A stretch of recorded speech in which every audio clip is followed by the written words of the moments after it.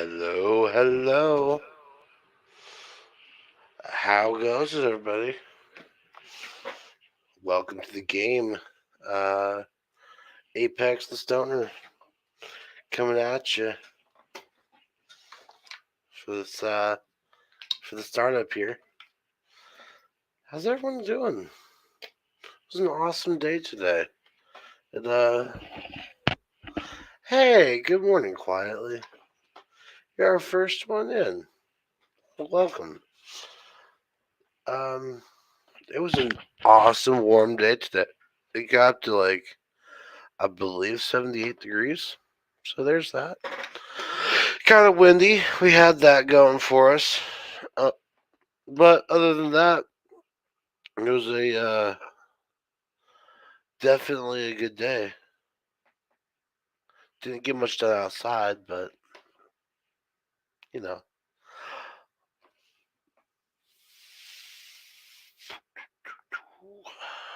That's not what I wanted to do.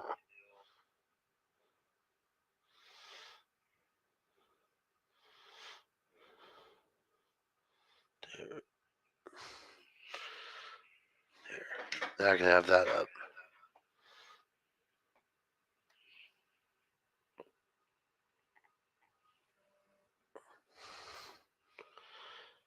That's it. Nope. Is it? Is there a? Is there an echo? Maybe a little echo.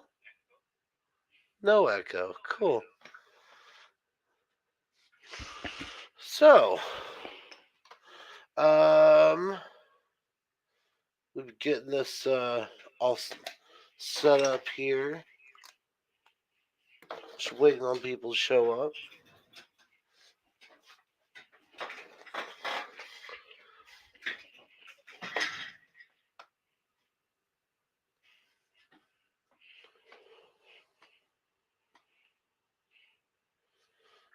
Do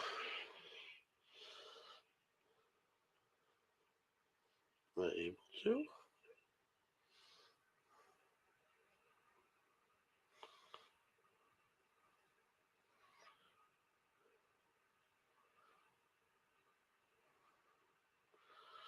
Ah, that's how I do it. Oh gosh.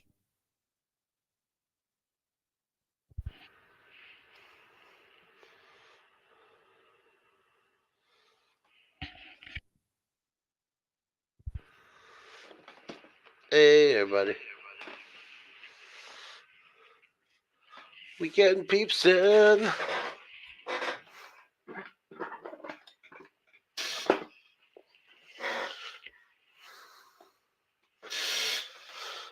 Excuse me.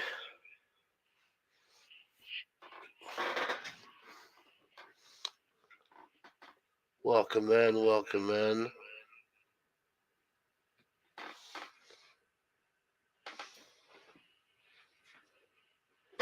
Hey Zoom, what's going on, buddy? How's it going?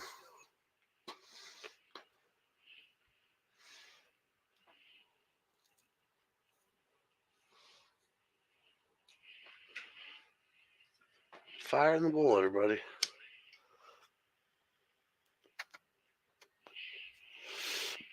Oh, I gotta show this off. Where do we go? Check out this giant brick of keef.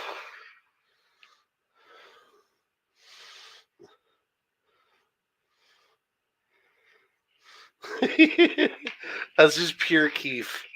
Yes, this is the weed smoking channel. If there was any any doubts.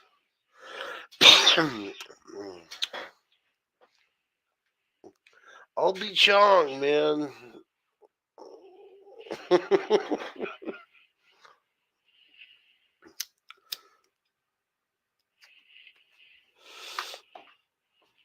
Yo, Dave, open up, man. Dave's not here, man.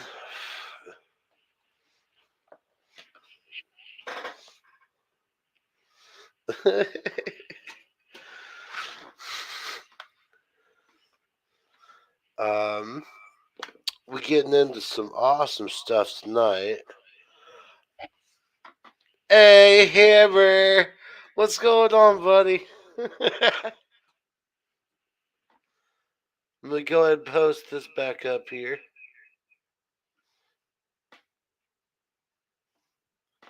for a second time, if you care to join up.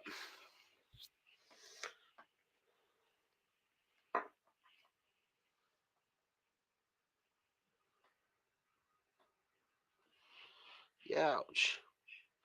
Youch. Fire hot.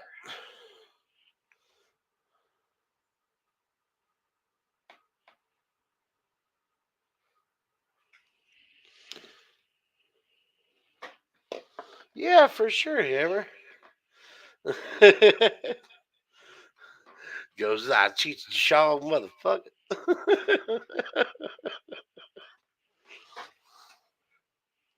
It's a good thing. Oh no, I became Martha Stewart for a second. It's a good thing. You know what?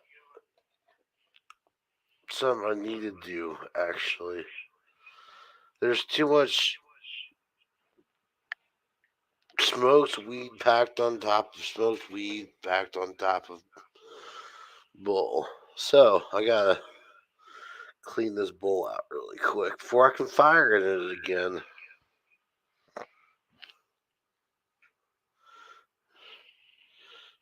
Mm-hmm. Bat big bamboo.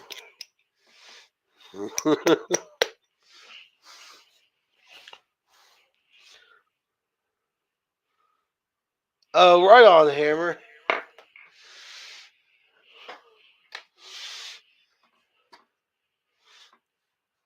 Let's see here. I'm gonna put that up there real quick. That's a good background.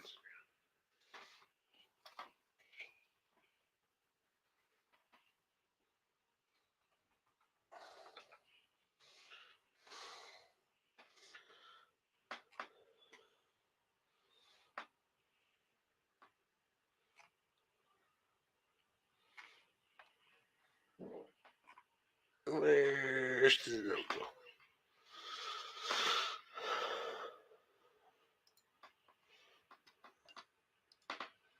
Save image.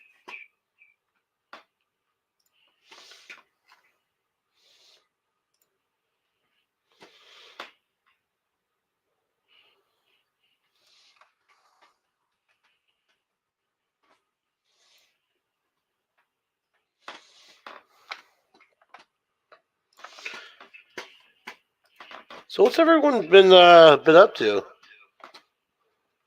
Yo, Tom McDonald definitely goes hard. That's for sure.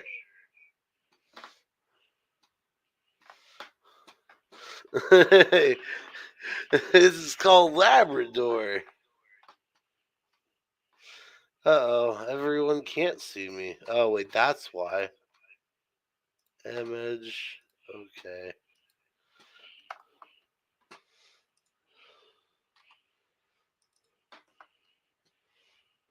Bam.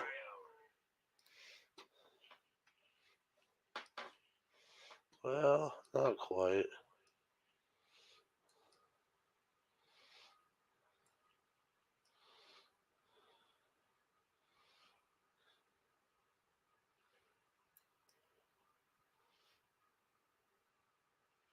Right there, that's where it's gonna have to be at. Then I'm gonna put my lovely face right back right here. Oh. Oops.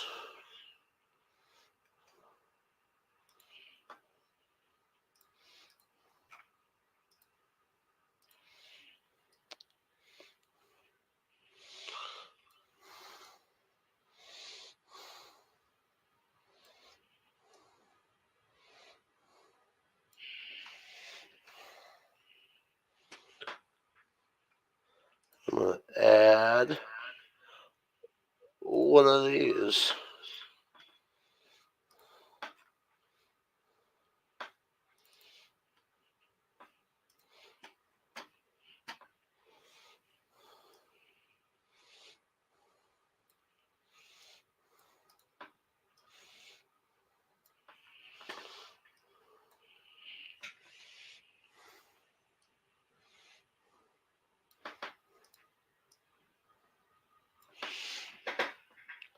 Here we go. Hey.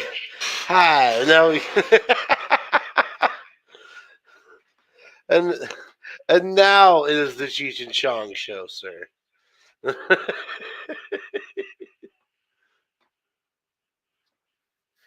You know, this is true about Portland. It is a cesspool of liberal and left wing retardation. I tend to agree.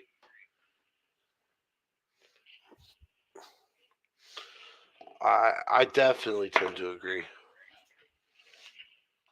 But so is, well, basically any college town. I can go 20 minutes down the road outside my awesome comfort zone here. I'm dropping weed everywhere, by the way.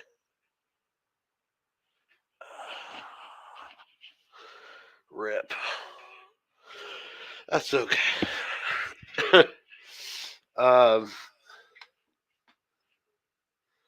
but yeah, no. Basically, I go 10 minutes outside the country and start getting in the city. Yeah, you're gonna find it everywhere. Unfortunately.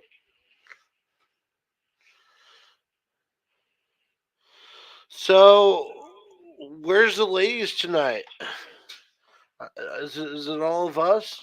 Is it just us guys up in here tonight?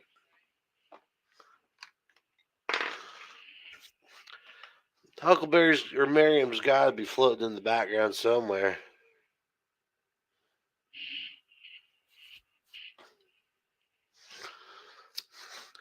You know, okay, so he, uh, Elvis, here's the thing. This is what really gets me, because my town is like out in the sticks and the boonies where I'm at. Well, it's primarily red, but like you go into town and it's just a stark difference. It's crazy.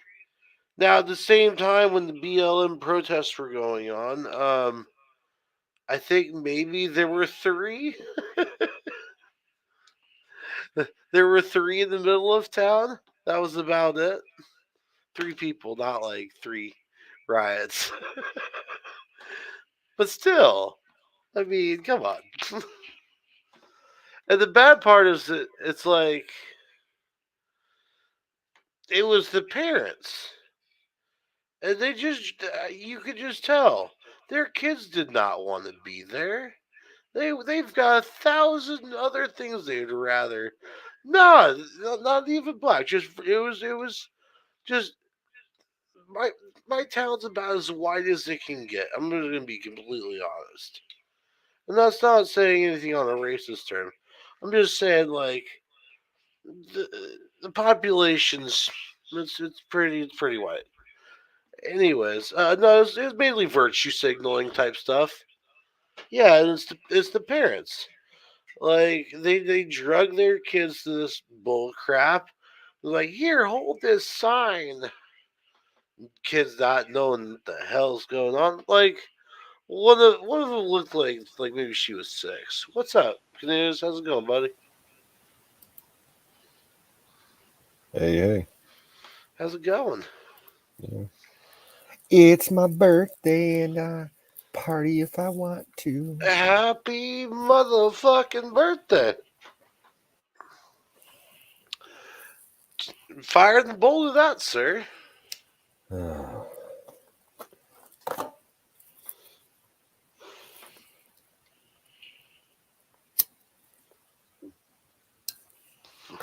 Yo, okay. Who's backstage? That was you. No, there's somebody else back there. Oh, That's Mr. me. Mr. E-Girl. Yeah, it's me. Okay. I'm Mr. E-Girl. But, so, yeah, what's going on, bro? Absolutely nothing. Absolutely nothing. I'm stuffed. I treated myself and got gyros tonight, so I'm like Ah, yes. full. Yes. I I likewise splurged, but I did not. I haven't eaten them yet. I got 2 racks of baby back ribs. There we go. Yeah. Bitches were $13 a pop. Man, it's That's ridiculous. actually not that bad. Really? Yeah, around here, yeah, that's about normal right now for pork, for ribs. Yeah. Yeah. But yeah, I got the I got the text to start up the show, so I was like, you know what? When was the last time I was started up the show? My phone's shut down, so I didn't get anything. So. uh,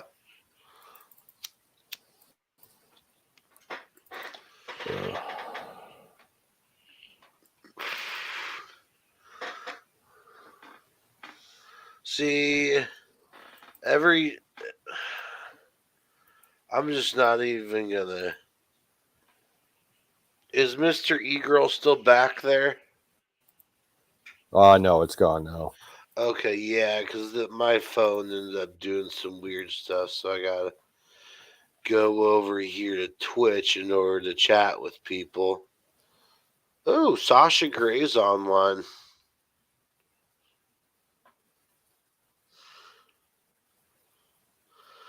Say what? Sasha Gray is online. She's a Twitch streamer now. Not familiar with her. Porn star. Old school porn star. But she ended up going into like gaming streams and stuff and got out of the business. I think it took having kids to get her out of the industry. Could be. Something like that.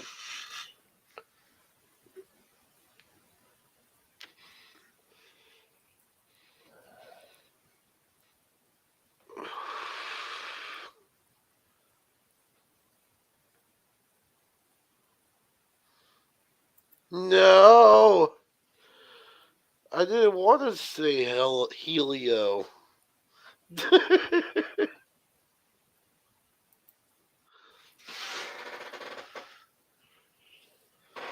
Glitter? We'll have no glitter, Ghost. Yeah, we're out of the glitter business. we, you know, what we need from slightly offensive. We need the confetti of color, just blasting everywhere. Oh man.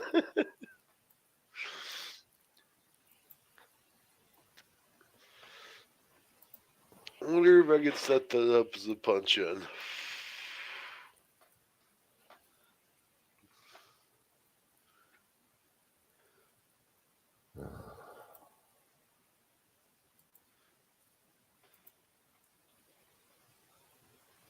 Confetti blast.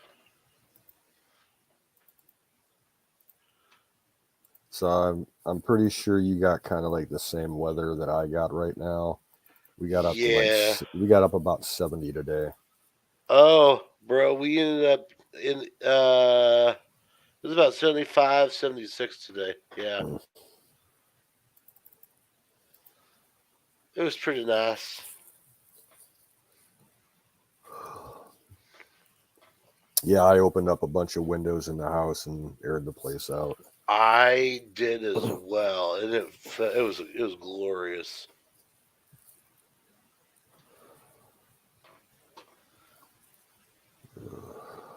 Save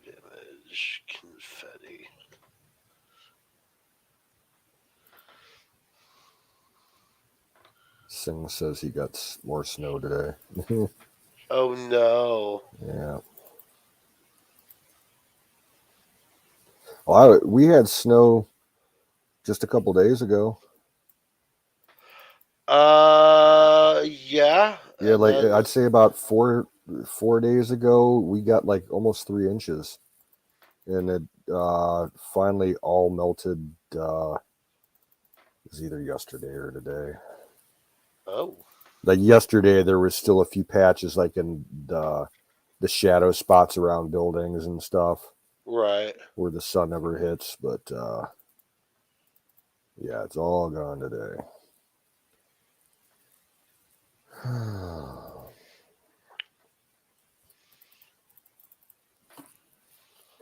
There.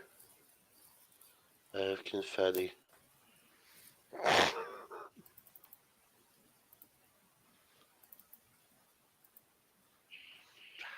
Confetti.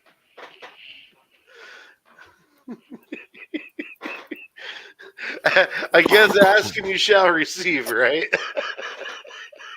Yeah.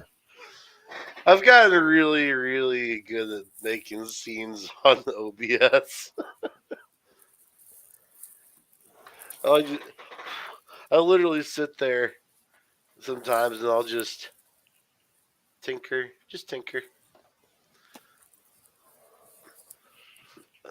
Here's my ladies' night one, which I totally forgot to come up to.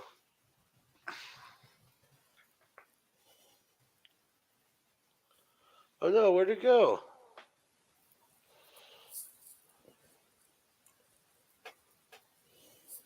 What happened?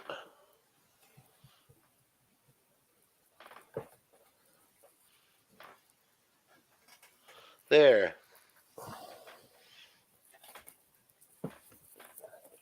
That was supposed to be for ladies' night, but you know, sleep happens, I guess. Stoner naps happen.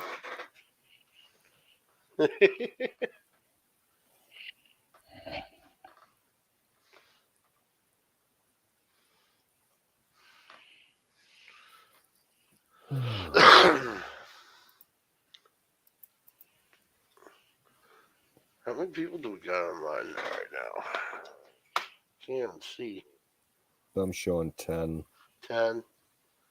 Cool. Then Cool. some of them are bots. So Yeah. We love you, bots. Except for those spammer bots.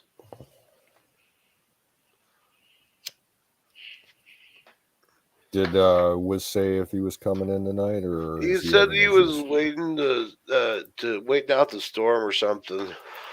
Oh, Yeah. I didn't Which, know there by the was. way, there's about to be some stuff coming over me as well. Yeah, I'm gonna look at the radar Yeah. Oh, yeah. We got a huge cloud cover right now.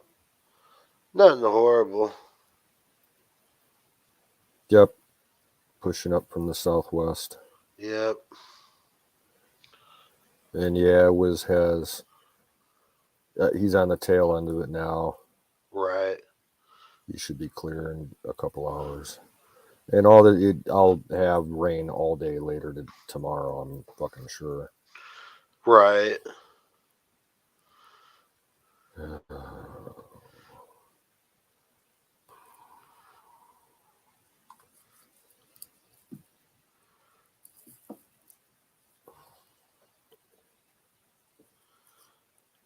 Whee.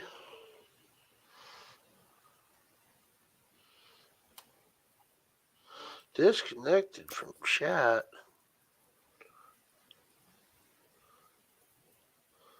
Dang, Aaron's got 73 viewers right now.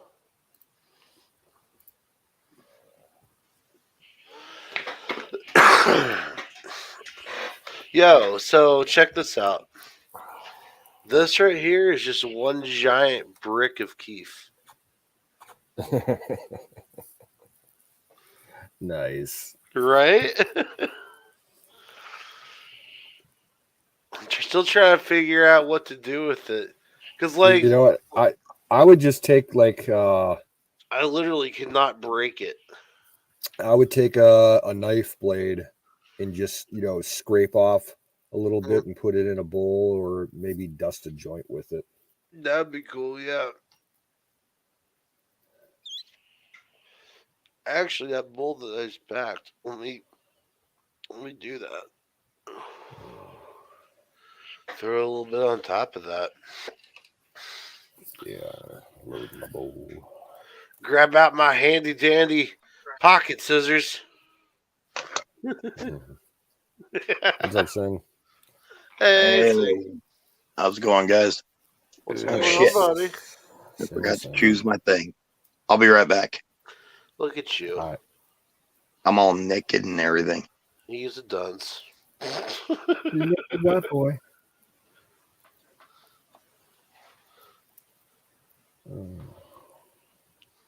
Yeah, I think he has to re-upload his avatar in the StreamYard. It got deleted. Oh. Because we can only have so many up there, and someone must have deleted his to put one in. Right. So that worked perfectly. Like, that just coated the entire top of the bowl.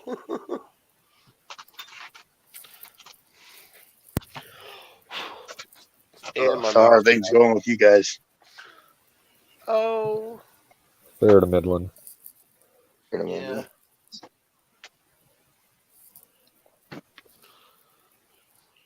Staying alive. Nice. Oh, I went down. I was, excuse me. I was trying to put up a windbreak for a guy, and ironically, they had at the place. It was about an hour and a half south of me. They had like 80-mile-an-hour gusts, so I couldn't put it up. Oh man! I got blown out trying to put up a windbreak. I kind of thought it was ironic.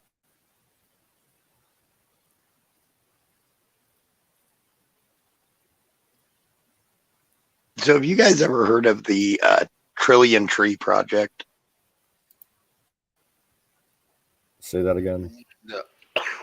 It's called the Trillion Tree Project. No.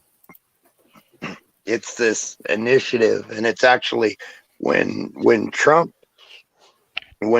backed out of the Paris Climate Accord, he actually supported the Trillion Tree Project.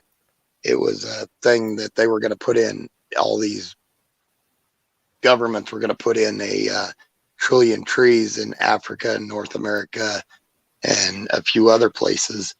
And the offset, with all those trees, once they started growing, it would offset all the carbon we put into the atmosphere since 1960. And I find it humorous that they mocked him about that. And it was one of their projects when he tried to do it. And it's actually one of the quickest ways to offset what they complain about. But it's getting in the news again because it's being pushed again. Because like in Africa, they're actually pushing back against the desert with the tree projects they're doing.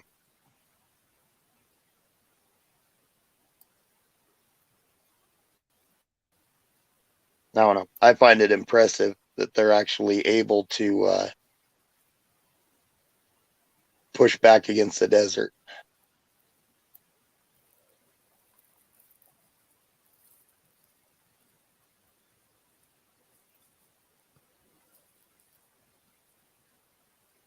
Did I kill conversation? I'm sorry. Nah. I'm here.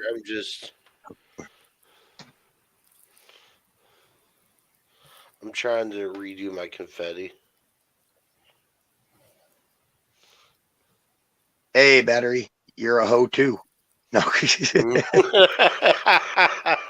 Dang. He called me a hoe.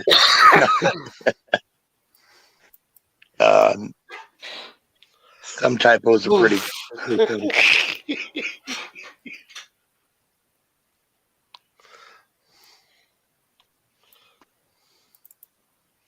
Yeah. I just looked up something that I was following a couple hours ago. There was some kind of plane crash that happened oh, about 3 or 4 hours ago, I got the alert on my scanner radio app, and Yep. they weren't saying what it was that crashed, but I looked. They were saying that like they had the Coast Guard and the police out there and a military plane looking for survivors, and I just found the article now, and they're saying it was another one of those Osprey, tilt rotor craft. It crashed off the shore of Virginia by Maryland, and they rescued 2 people, and they're still looking for one other, but it's going to be just a recovery operation. They don't think the guy survived. See, I thought they got rid of all those problems they're having, because I remember when that first came out, man, they're having problems. Oh yeah, crazy. yeah. That the whole fleet of them was grounded for a couple of years, Mhm. and it's looking like if we have 2 Osprey crashes within 2 weeks of each other, they might start decertifying the fleet to find out what the problem is.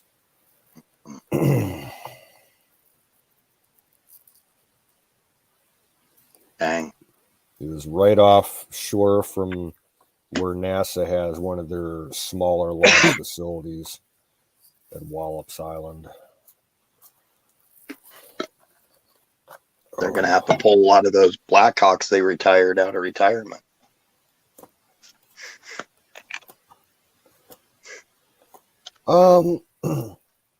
That's not that big of an issue. Those didn't go away. They just gave them to the National Guard units. Yeah. So there's still a lot of them around. Well, and from what I understand, you hear about the military graveyards of planes. From what I understand, most of those are still maintained. Well, the way that they do it you're talking the big boneyard down in Arizona, right? Yes, sir. Yeah. What they do for most of the aircraft, they will prep them up so that they're in the best condition that they can preserve them in. And then what they'll do is before they park them outside, they give them a couple coats of some special paint to help, with anti-corrosion. And some of them will have tarps, glued onto them and everything to, keep the weather out. And a lot of the high-tech stuff that we have out there, they call it invaluable storage. Those are actually stored inside, like the F-117 Nighthawks, and they brought those back. A bunch of them are flying around now, doing flying as aggressor craft for training against other planes. Well, I know, how they did the F-16 and the F-15. They did the F-18 a long time ago because we got the Super Hornet. But they got the F-15 and F-16 Supers now, and this was under Trump because they basically modify them, and they're all up to. They're not Gen 5, but they're Gen 4.5. Yeah, and they're all usable now. And I guess they're doing the project with the F-14s too. And those things, F-14s are done.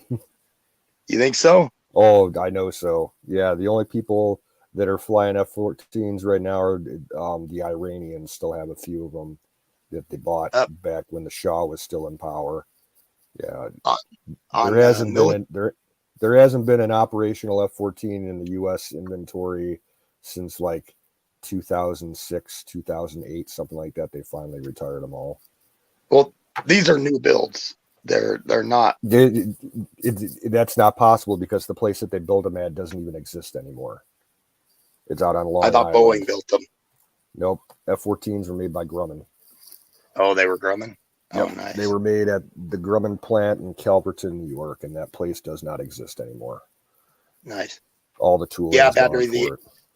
Yeah, battery, the F-15 and F-16, they actually already went through the updates on. And they were actually able to do that on the original ones too. Plus, they're buying them only a few million a piece instead of a couple billion like our new ones. Well, yeah, they just announced the other day that they're going to retire 33 of the oldest F-22s that we have, and they're going to save the money from that to buy more of those new F-15EXs. Yep, those 4.5s. Yeah. Oh, that sucks. They can't do it for the F-14. So in other words, that was fake news where I heard that. That sucks. Yeah. I got all excited because when I was a kid, F-14 was one of my favorite planes. Oh yeah, with the Switchblade. Top Gun. Yep. Oh man. Yeah, that's sad if they're already retiring the F-22. But if it's like you say, to save money. Yeah, it's only the oldest of the airframes that they have, and most of them were from Tyndall Air Force Base in Florida.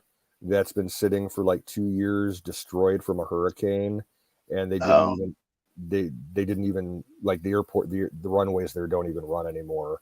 It's just like a ghost town. They had all the planes moved out to Eglin further west, and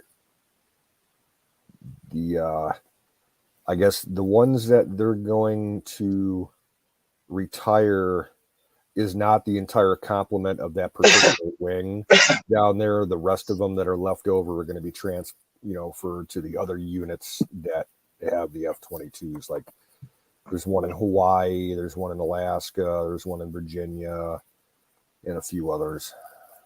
Yeah. No, battery. They won't send the F-20 those to Ukraine. They'd be too worried about having them shot down and the Russians, Yeah, for sure. doing reverse engineering on them. The F-22s are so far beyond what anybody else has. Yeah, they won't even sell it's illegal to sell the F-22 to even our allies. That's an American plane. Nobody else gets that. They get the F-35s, but nobody gets the F-22s. And that one came from the DOD. So that one I know is fact. that is we can't even make any more of those because they destroyed all the tooling for them. Mm. Nice. I truly think that a lot of the reason why that got slowed down, I think they've got those Gen 6 crafts that can be autonomous or piloted. I think they're getting ready to start producing those. That's black. You're never going to hear about it at least for another few years. Oh yeah. Yep. Well, it's just like the stealth. Yep. They had the stealth in the early 80s flying, and we didn't know about it until, Desert Storm when they used them for bombing. Yeah, because they used them down in Grenada. Oh, yep. Back in the late 80s. In Panama too, I think. Well, look at the Predator drones. Apparently they had those since the 90s, and we didn't know about those until we went into, and it was after a while when we went into Iraq and over. Yeah, they're already retiring a bunch of those too. Wow. They've got, I think, more Reaper drones than they do Predator drones right now. And the Reaper are the new, smaller, but can pretty much have the same firepower. I'll tell you what drones are actually really impressing me right now. And I had to look them up, but it's those Switchblade drones. Those the last thing? Yeah. Okay, so I don't know if you know the actual purpose of these things, but obviously it's a mortar-fired drone that can literally fly around the backside of the enemy and explode. They can send them out for jets. Yeah. Like it's the coolest thing. I want one. They can like convoys. If they come across the convoy, they can sit there and then it'll go up in the air and it'll come straight down on a tank to hit the soft spot of a tank. Oh yeah. Those little boogers are insane. And had you guys ever heard of anything like that? And then all of a sudden they're in the news. Right. telling you, man, it's that 20 years ahead of scheduled tech that DARPA has. And it's getting higher tech and smaller Mm-hmm. and hopefully cheaper to produce. Yeah, hopefully. We'll see what happens with that. Hey, Reagan. Hey, Zach. Now, military, I hate war, but military tech fascinates me. I'll admit it. Yeah. Wait, is Huckleberry here? I think he saw a battery and thought, because battery and Huckleberry have the same Oh. color. Of, yeah. Gotchas. And I was going to go back to Elvis and battery. We're talking about it. Yeah, Saudi Arabia does it. Israel does it, and like Elvis said, even China is having some luck, not near what the others are having, but they're having some luck with pushing back the desert by planting trees. I think China though is doing bushes, like some type of weird bush. You're some sort of weird bush.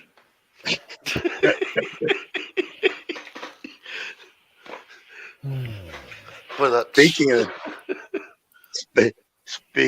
of which, in a way, yeah. you guys wouldn't recognize me. I got a shaved head and a beard going on. Oh no. Yep, same here. Yep. Well, I got tired of the gray in my hair, and I wasn't about ready to start coloring it, so I just shaved it, and then I let my beard start growing, and yeah, who knew? Apparently, I got an okay bald head. So I'm gonna bring up that Will Smith slapping Chris Rock thing again really quick. Am I the only one who saw that and immediately thought, about damn time somebody slapped the shit out of him? And no, I think don't know, don't care. That's all Hollywood news. It doesn't It's mean anything. all- yeah, to be honest, I think it's all a bunch of crap. Anyways, they all talk about this and that and accepting Kimmy. everybody, and then they can't take it themselves. Hey, Kimmy. What's up, Kim? Copy. But I stand on the other side of it. I think Will Smith went completely lefty on it, Apex, Yeah. and It's true. that whole that you can't say certain things because words hurt type. Words are violence. That's bullshit. Silence is violence, though. Right? It's a comedian. They're gonna razz you. Of course. It's like no one remembers the roasts. Mm-hmm. I just rewatched the roast of Justin Bieber. I laughed my ass off. It was amazing. It's just like it. Oh, my bad. If you can't handle being teased, don't sit within the first few rows at a comedy show. Oh, Sit absolutely. in the way back behind a lot of people. Yeah. Oh yeah.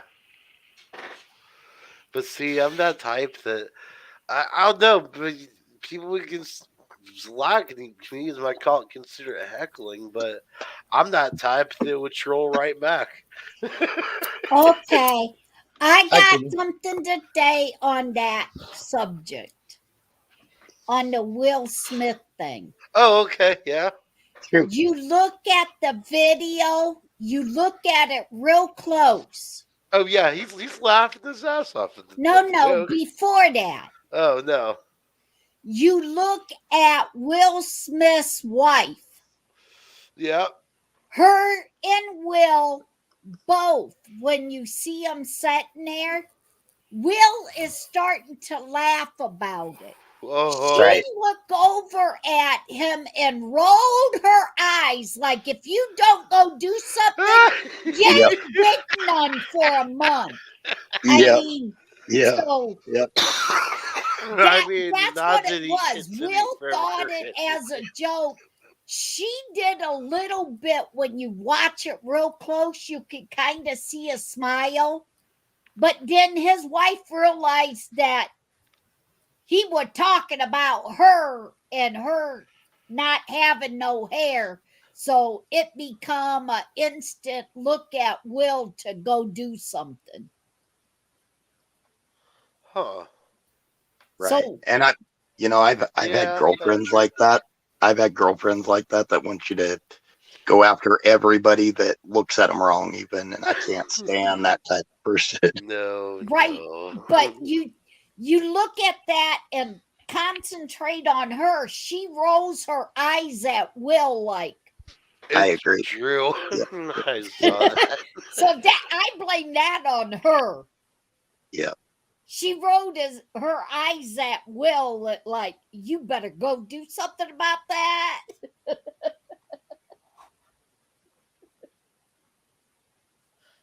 That's funny. Yeah, so did take. How are you, Kimmy? I doing real good. I Good. kind of mad. Oh. I would taken apart my one heater for the bathroom because it got all dirty and everything. Oh, right. I got one. There's 3 different screws that I got out of it so far that I had to use different screwdrivers on. Oh, okay. And then I got 4 little screws that I know damn well I used to have. They're like the star ones. Oh, the torque. These are itty bitty screws that are the star ones. I know I used to have screwdrivers like that, but you think I could find a damn screwdriver in my sets? I got 4 sets of screwdrivers, and none of them fit them 4 little screws. You know what's going to happen is next time you're going to need a little Phillips, and then you're just going to be able to find those torques. Yeah. That's how it works for me. One of them is a Phillips, a little tiny Phillips. Yep. And I got all of them. That's why I said I got 4 different kinds of screws already that I had. Well, 3 different kinds already that I had to use the different screwdrivers on. And then I got 4 more little tiny star ones and can't find a damn screwdriver for them. I thought when you first came on, I thought you're going to say what I'm notorious for, because I'll take some apart, put it back together, and then I've got like a half a dozen screws left over. It's like, oh crap, where did those go? Oh no, I'm very, very good at that. I lay them out. I learned from my dad. Nice. If you have a screw, if you have an extra screw, you better retake it apart and figure out where you fucked up. Yep. Otherwise, it's going to cause a lot bigger mess if you don't. I learned that from Daddy. Lay them out in order. But so earlier, I came on YouTube, and it had some flashback things on there, and it brought up on my main page the first time I came up, and apparently it's been exactly a year since the first time I came up. Oh wow! And I watched it for a while, and you guys remember Anunnaki? Yes, I do. The first time I came up, I apparently pissed. I was watching it. I pissed that guy off so bad. Oh, he wasn't easy to piss off. There was a lot of people that pissed him off. And, Okay. Yeah, it seemed like Ryan was the only one. Sabat was the only one that could actually talk to him and not ruffle his feathers. Right. Yep. Oh, he like left. He got so mad. And then it was just Emerald and I talking. I was apologizing to Emerald. I'm like, dude, sorry, I didn't mean to. Well, he was talking about that his family has, for generations, followed the Anunnaki religion and everything. And I brought up the fact that, well, they didn't find the tablets and didn't know, the first time we've known about their religion for 2,000 years was in 1920 when they found the tablets. So how could have all your the generations of your family been doing that? And oh man, it made him mad. Yeah. Because the way he taught, like he totally was into all that religion, and that, yeah, his family been following that stuff, that nobody else knew about that stuff. And then when you brought up that they found the books, it just kind of blew him away. Yeah, and he didn't have much of an argument for that. It's like, I just, I was, in a way I was trying to call BS, but in another way I was trying to do it politely, but it didn't come across politely. Right. So I miss Pat. We had some deep religious conversations. And I think a lot of the reason is I'm Germanic also, Northern Germanic, so Danish, and he's Viking blood. So I think that's why we're able to really get into a lot of the crossovers and the discussions. Yeah, and he would teach me a lot of how the Bible, what everybody considers as the Bible being the truth, how different religions is older than what the actual Bible is. Yeah. Yep. And him and I both agreed on, and I've always been a firm believer that the New Testament, they left a lot more out than the Old Testament. So absolutely. Oh, yes. I think the New Testament is dangerous because it's not how we were given the words. And him and I used to go on and on about, we agreed about that fully, that it was altered, and not necessarily good to alter things like that, in my opinion. But yeah, and my main question has always been on the Bible, if it's the absolutely from beginning to end, absolutely truth, then why does all Bibles at the end of the Bible say things not to be added to or taken from? Right. Yep. That he give a warning. So if all Bibles is completely true, how come that is in there warning you that not to alter it? Trouble. Yep. That, and I actually agree with you. I think it's all way older than what we believe it is. And a lot of, I'm the Bible itself, we probably got it about that time. The words were spoken at that time. But I think as a religion, I think our timelines, we're thinking of things on a timeline of solar. And, when you think about it, of course we think about it on solar, but now think about, God is looking at it as a universal timeline, as everything rotating out there. So, I mean, then a year turns into 100,000 years on his, Right. So that's one thing. And the other question I have always wondered about, and they're talking about the new aliens and all this spaceship stuff and all that kind of shit. Well, you know, when they talk about it in the Bible, Ezekiel saw the wheel way up in the middle of the air, up in the sky. So what the hell was Ezekiel seeing? Right. Ragged, in no Bible that I've ever seen does it say the yellow man will inherit the earth. It says the meek will inherit the earth. Yep. But that's interesting. I'd like to know what Bible you got. I think he was making a joke. I think. I hope so. Because I've never seen Yellow Man.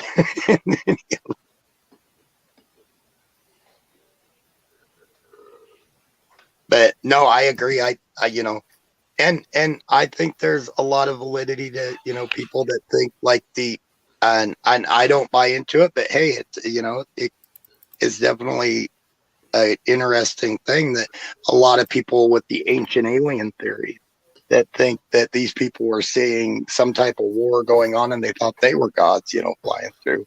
I don't subscribe to that, but it's really cool to think about. And hey, anything is possible. Yeah, and how come if they wasn't something like that, if somebody else didn't believe that they was gods, how come in the Bible it says that you shouldn't have no other gods before you? Yep. So somebody must have thought they was a god and considered themselves as gods. Yep.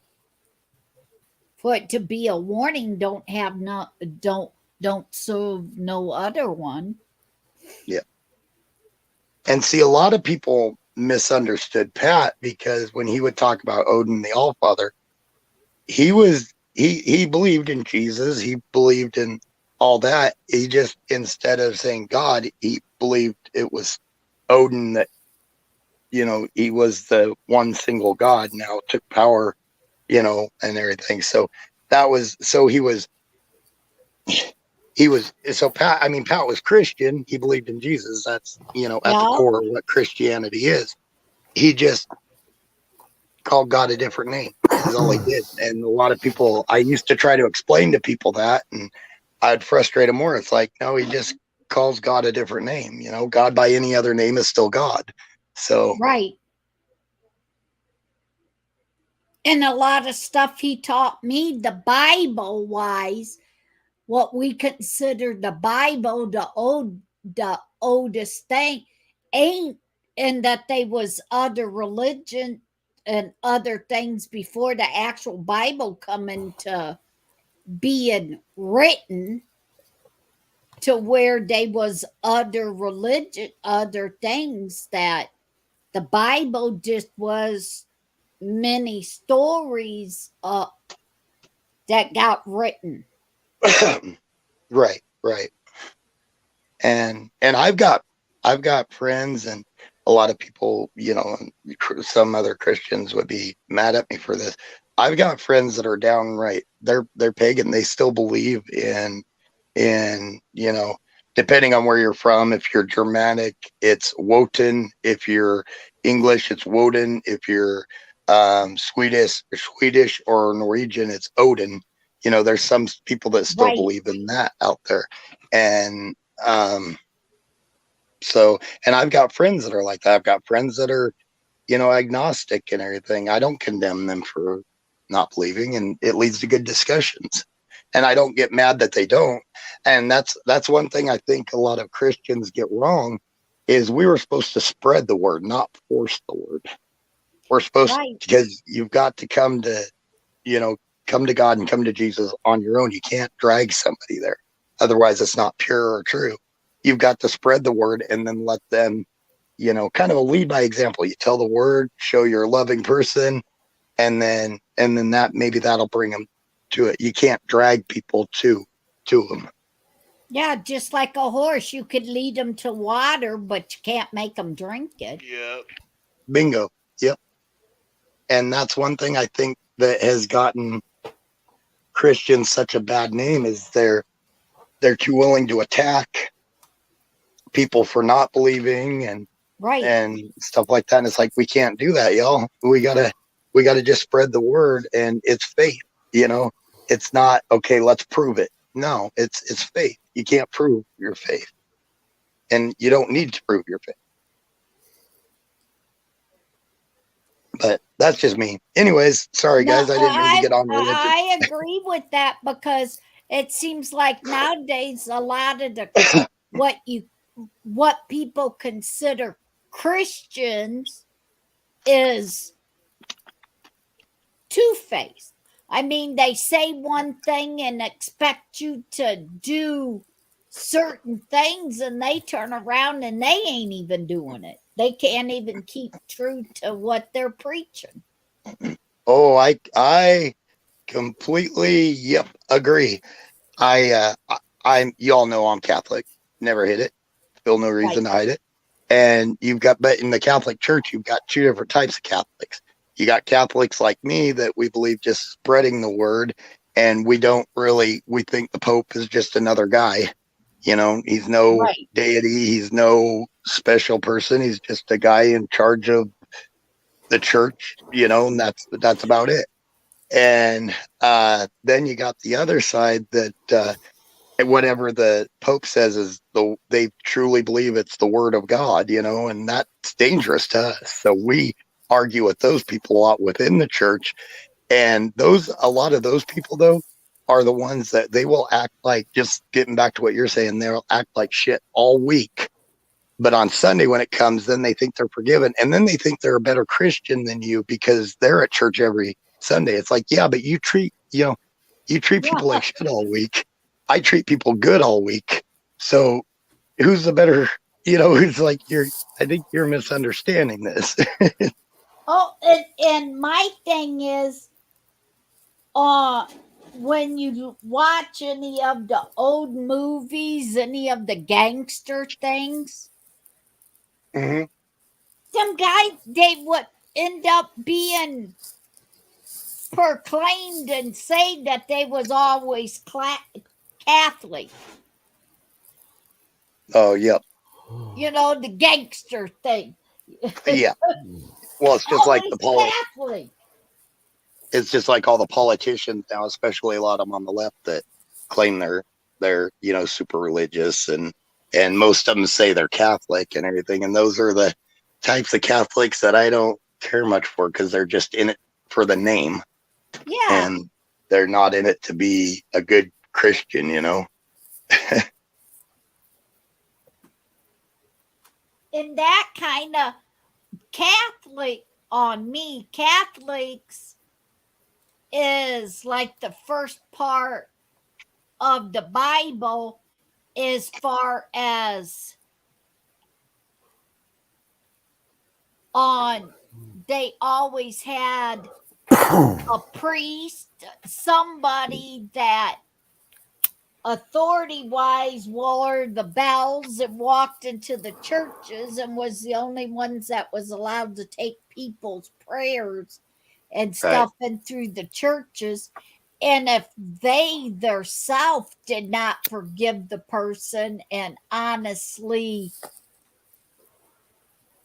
go in there guilt-free, the bells would quit ringing and they would pull them out.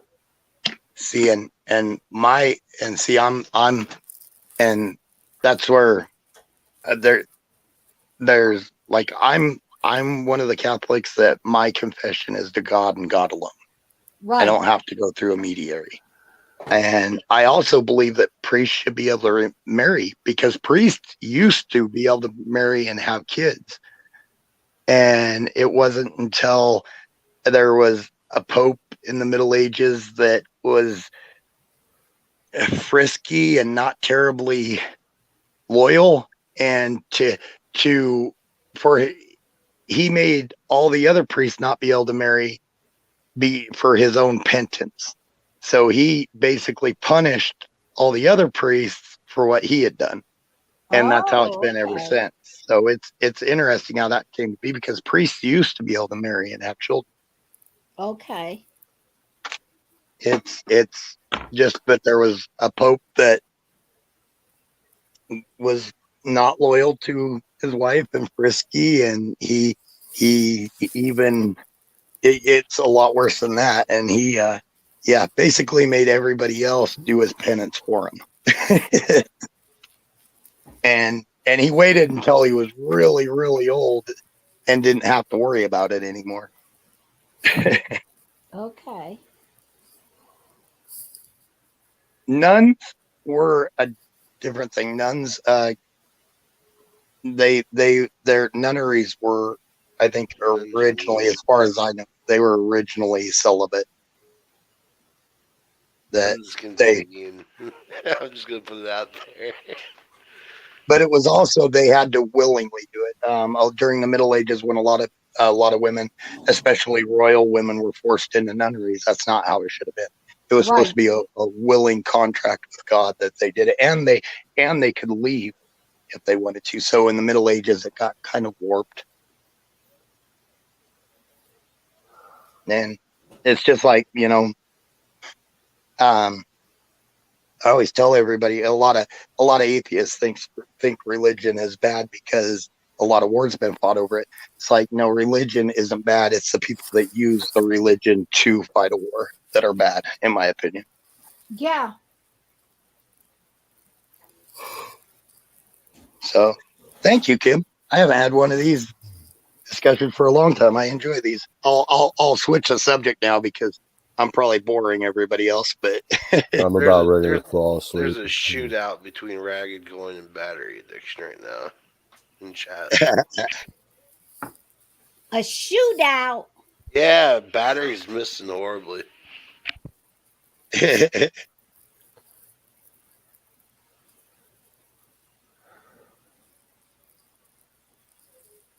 Oh, hey, Miriam. I'm not keeping up with chat very well. I got too into the conversation. Yeah, me too. Hi, sorry. Hey, Miriam. We'll have to. I'm gonna try to do a Discord, and we'll have to have this conversation in Discord maybe sometime soon. I do have a Discord server. Oh, do you? That I never use, so we can convert it. Right on. Yeah, maybe we could do that for some of the conversations that are a little overly sensitive with, because let's face it, there's a lot of overly sensitive people out there. Yeah. I figure if you can't be open and admit that, I'm not always right. I don't think any of us are always right. I say stuff wrong. I misuse dates. I misuse numbers and stuff like that. If you can't admit that, then that's a you problem, not a me problem.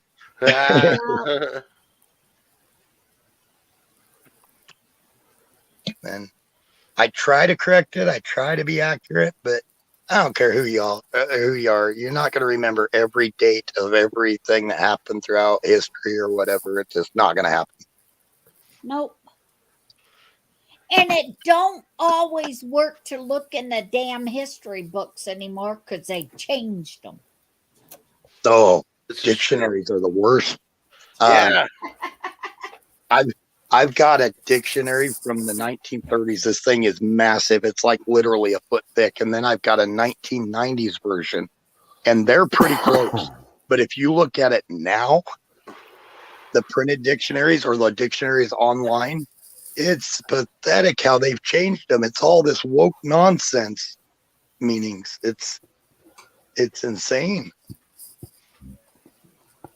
Right, Battery? Woke dictionaries. And Merriam-Webster's doing it too. Here's my car. They changed the definition of nationalism. The definition of nationalism, and I checked both my oldest 1930s dictionary and the one I got from the 90s. They both say somebody that shows pride in their country. And now, if you look at it, it's this fascistic, neo-Nazi type. They make nationalism sound horrible.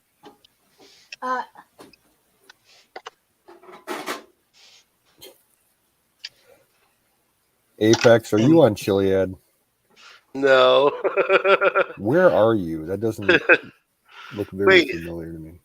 Actually, I might be, because it's supposed to be like parts of California. Is it making sound though? No. Okay, good. Because I didn't want it to be too loud. No, it's not coming through at all. But like, you really Shadow. need to learn how to drive. No, I am trying to drive down the mountains, so there is that. Shadow said time travel. They changed everything. Hey, Shadow, I got one question for you. Is it Berenstein Bears or Berenstein Bears? Berenstein. Oh, yeah, let's go into that debate. Okay, whatever. It is interesting. I remember it differently than it is. But you know, it's just one of those things that apparently I misunderstood in school, I guess.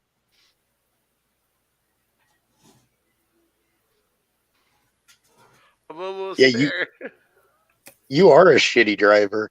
No wonder why you had so many damn problems going down to Emeralds. If you drive like that, shit.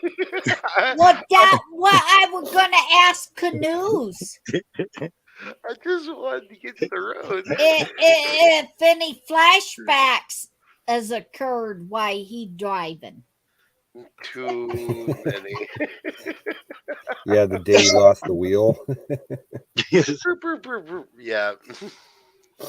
Apex, that's pretty bad when your character bails out of the car on you and would Dude, rather right? walk through traffic than to ride with you driving. You're not wrong. Actually, yeah, I'm gonna get the hot knife out. I don't know where Huckleberry's at, Miriam. I sent her a text, told her I didn't have to work tomorrow, or at least early tomorrow. I figured she'd be here. Of course, it spawns across a busy interstate. All right, I'm going for it. Run! Run! Apex is so high that his character's high. Actually, there's something to be said about that. Fire whistle. I'll be right back. Yeah. Now, I know the map pretty well from watching other gamers play it, but I can't figure out where you are. Are you on like 13? Let me go downtown. This will make things a little more. Yeah, okay. Because I think you're up in Blaine County.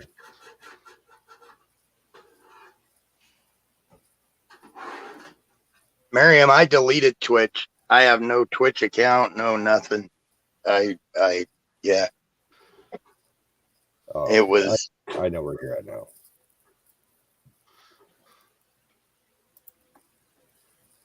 You're heading into Toledo.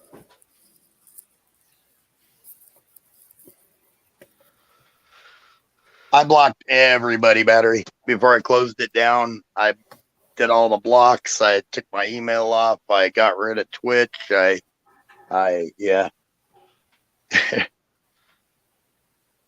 So all of y'all got blocked, but it was because I was shutting down Twitch. But my phone operates so much better without Twitch even being on it, because even if I wasn't using it, it was doing something and slowing my phone down. Huh.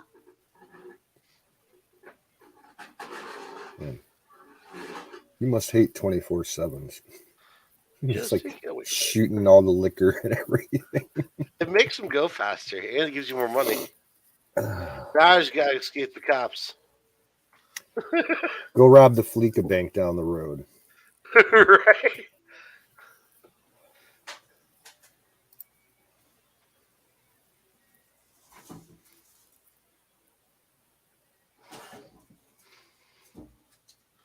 You'll never catch me, coppers.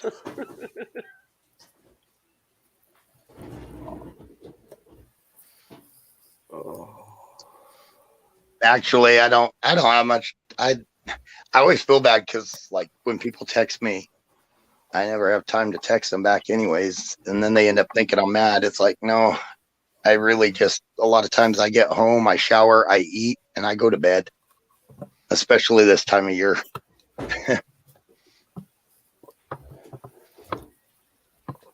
my life is not terribly interesting. It's work, shower, sleep.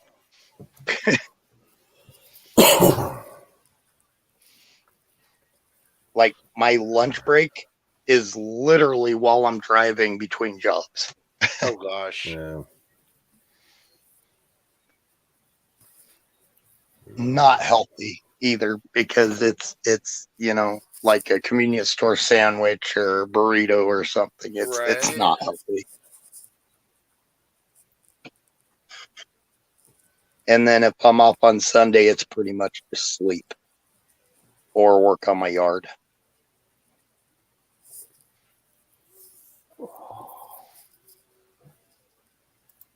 Speech to text isn't evil, in my opinion, Battery. It just has no idea what the hell Ragged's saying, so it gets confused.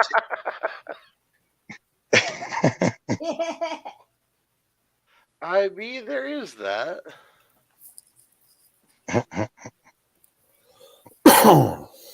Fire in a bowl. Fire in the bowl. Hold up. I could actually stop for that. As I run over some.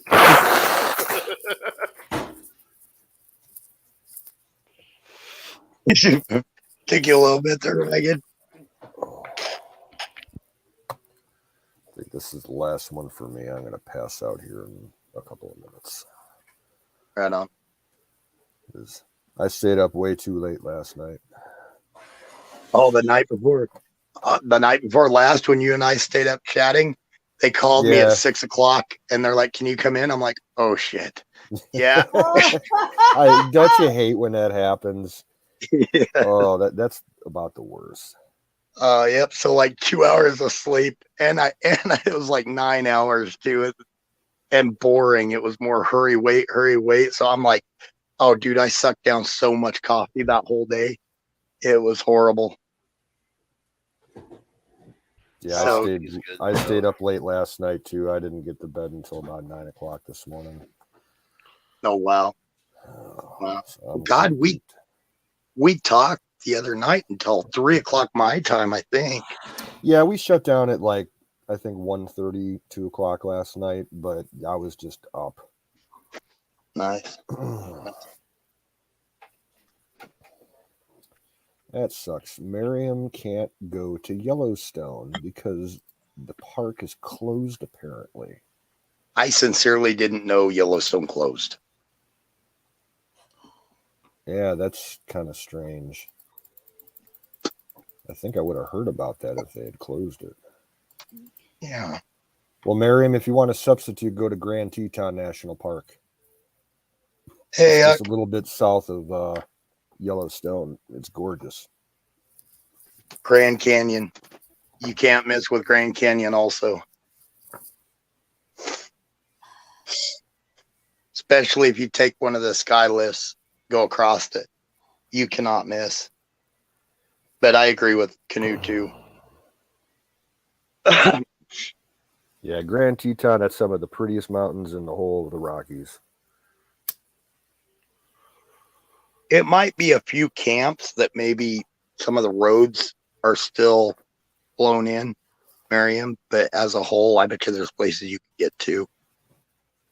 Or there's also places I know they'll shut down certain areas if the wolves are in a migration path because they've had some attacks.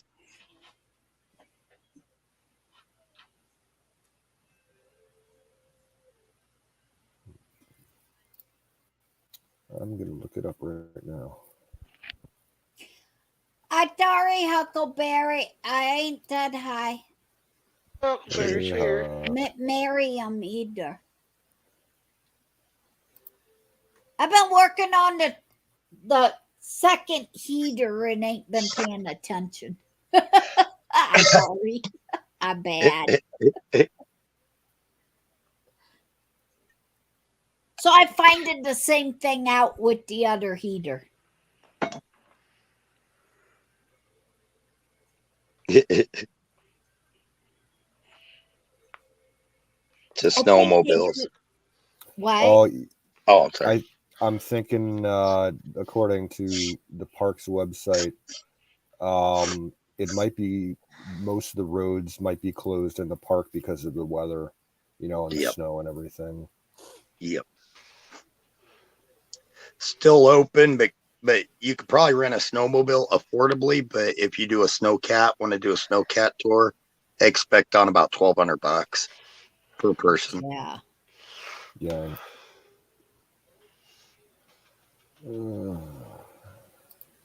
Those snowcat tours are freaking awesome, though. They really are. It sounds insane, but it's a full day, lunch, everything.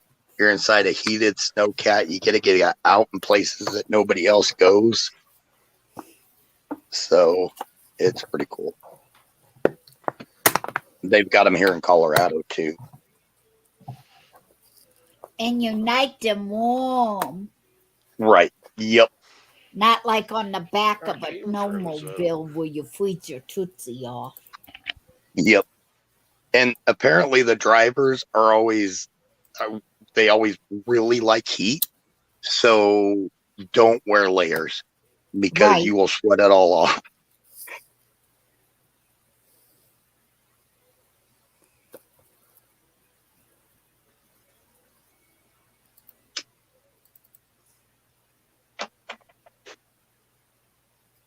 My head itches.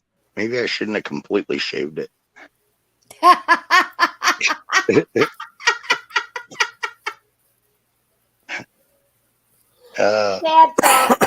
thoughts. It changed my look. I do not look like myself because I got a beard growing in and a shaved head now.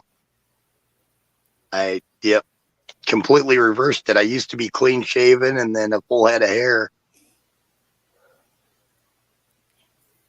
Yep, that's what you get for doing something on a whim.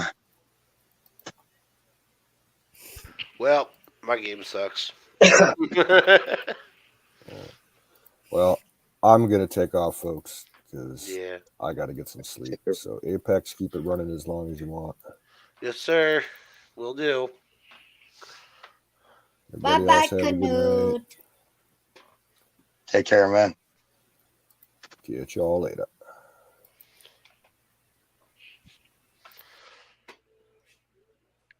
So, how goes it? So, Singularity, are you growing a mustache or just the beard? Yeah, I got the full beard, mustache, everything going. I'm going to be furry on the face and bald on top. Mustache brush. Nice. Nice. All the guys in my family are like short hair with big beards. I was like one of the outlaws with it. So I figured, you know what? I'm just going to do it, see how it turns out. So, and the only problem is from being stupid and mouthy when I was younger, I got a lot of scars on my head. What? Doers? Mama, what? There. Skin. I'm sure someone will call me that probably, Huck.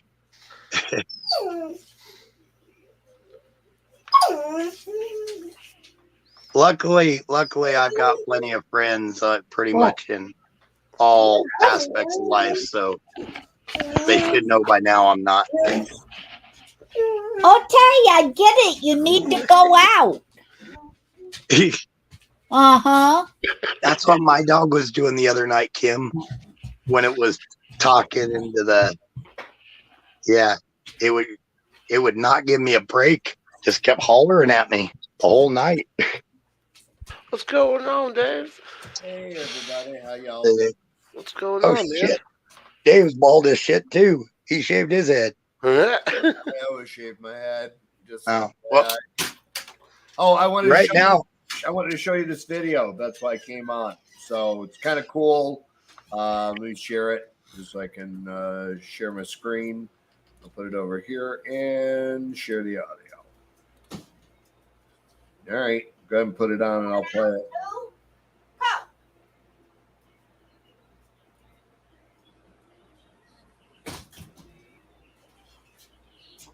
Hey, Chris, can you put it on? I don't have the admin right now. Hang on a second. No. Saying you got it? I can't see the chat. All right, you ready? I'm ready. There you go. All right, this is What's that? Video. You know. On time. Okay. Stain bears. It's trippy. Wait. Where's my lighter? I got electric lighter. Watch. I hung this thing up. I bought it a long time ago. My cousin painted that. This video has been verified as unedited. I've decided to move it over there because this was live streamed. Hell of it. I'm only bringing it up. That's 100%. I'm plugging in my lighter. Things in the wall inside this room right here. So it's the night I did this, just a couple nights ago, that really weird stuff started to happen in that room, and things. I thought I was going crazy. I thought I was seeing stuff. So I'm just gonna do this video so you guys can see. He was doing it live. Show it to you live. This book. What? Books. It's the blue. Book. It's something like my brother and I used to have growing up, and Dad bought me this cord to look on the internet about this crap and some weird stuff going on here. Watch. Stain bears. So I had this book. He's a novice. But I had this book in my closet when they came over. I see that. He's echoing. Kind of going out there to see them. And I dug it out. I hate the echo. I noticed that the Berenstain had said Berenstain in that room. But I come out here. I heard the word Berenstain twice. Part of the house. And that's what I'm saying. So, audio, so you know, not 5x5. Negative on the 5x5. Watch. Doorway, what happens? And it's fucking weird. Ready? All right. This was live in the room. See it? Now look at it. And then back out here. Berenstain. What the fuck? Berenstain. Berenstain. I always remembered as a kid as Berenstain Bears. Berenstain. Well, look, that's what he's trying to show you guys. It's weird in the room. Oh, that's the fucking African effect or something. That shit is changing. Watch. Look, Mandela watch. effect, You see that? Mandela. Thank you. See? Look at that. Mandela effect. The shit goes away that makes you remember the past. I just know they're erasing our past. You're in that room. The motherfuckers. The they ain't gonna get away with it. With these two this guy did this shit live beyond me and showed the Mandela effect live on camera. Right. It's the Berenstain Bears. No, it is Bears. Over here, it's not. Right now, but well, then I must not be in the right reality or something. It kind of lends credence to the whole, us crossing. We're gonna fuck them up. No, we're gonna fuck them up. Yeah, we got them. We got them busted. Yeah, they're busted. I'm saying parallel universe. There's receipts this time. No, this time. It's crazy because for the longest time, my grandmother held on to all those books from when I was a kid. And then the second that I go look for them, poof, apparently between 20, 25 years and then they decide to finally get rid of them. Oh, wait, I got chat button. Let me see what's going on in the chat. Battery, he was going through the doorway and it was changing from Berenstain Bears to Berenstain Bears, like as he was showing it pretty well. Apex. Yeah, Huckleberry home. Hey, what's up, Battery Addiction? I didn't see my chat button. I need this on a pop out though. That's what's gonna happen. Apex, Singularity, I Kim. can't do a pop-out chat on my phone. That's the problem. Right on, Misfit. Thanks for that video. That was badass. Actually, I've never seen that. Yeah. Could you throw that in the private chat so I can? Chat. It's on my computer. So how would you like me to send that to you? If you could just toss it in private chat, I could copy it. Okay. I got to send that to my sister. We were actually talking about that a couple days ago. Yeah, it's I believe it's on YouTube. I know that, but I got the unedited, fresh cut off the lovely dark web. I mean, it's on YouTube. It's probably not edited.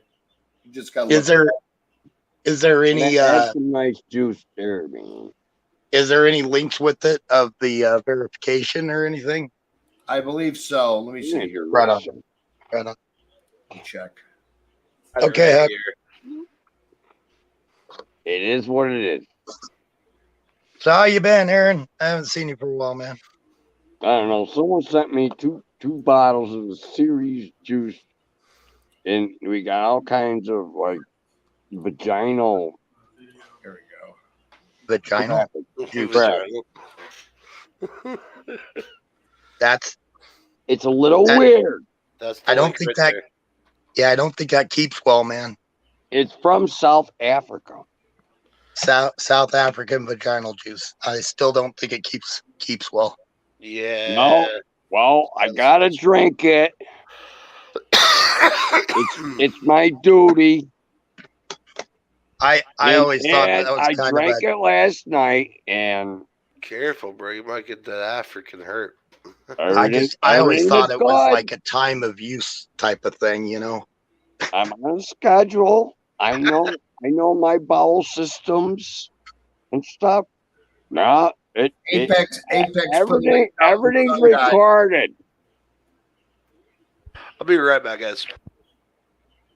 You don't want to get the shits camping in winter. It's uncomfortable. Right on. I got that. Thank you, Misfit. Appreciate that. And Apex, you got it there first. I didn't pull the filter Apex, off of this fucker. That's all right. Oh! I got the electronic lighter plugged in. Now, you got to remember to plug in and the light ain't on. Look! Oh! All right. So the USB, it's a little colder. Hold on. Temperature check. Actually, it's warm tonight. 70% humidity and it's 38 degrees.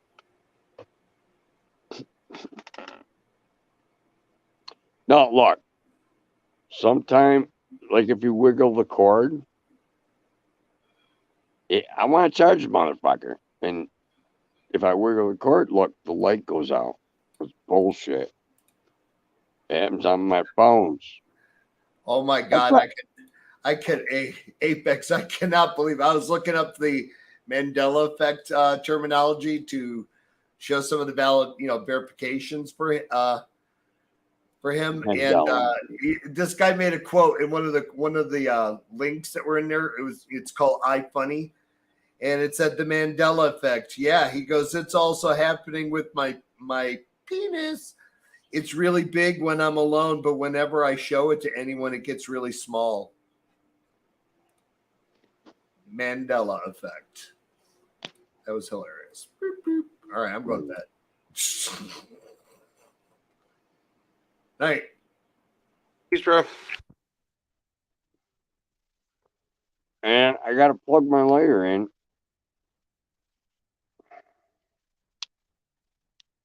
Fucking bullshit. And look, the blue light went out.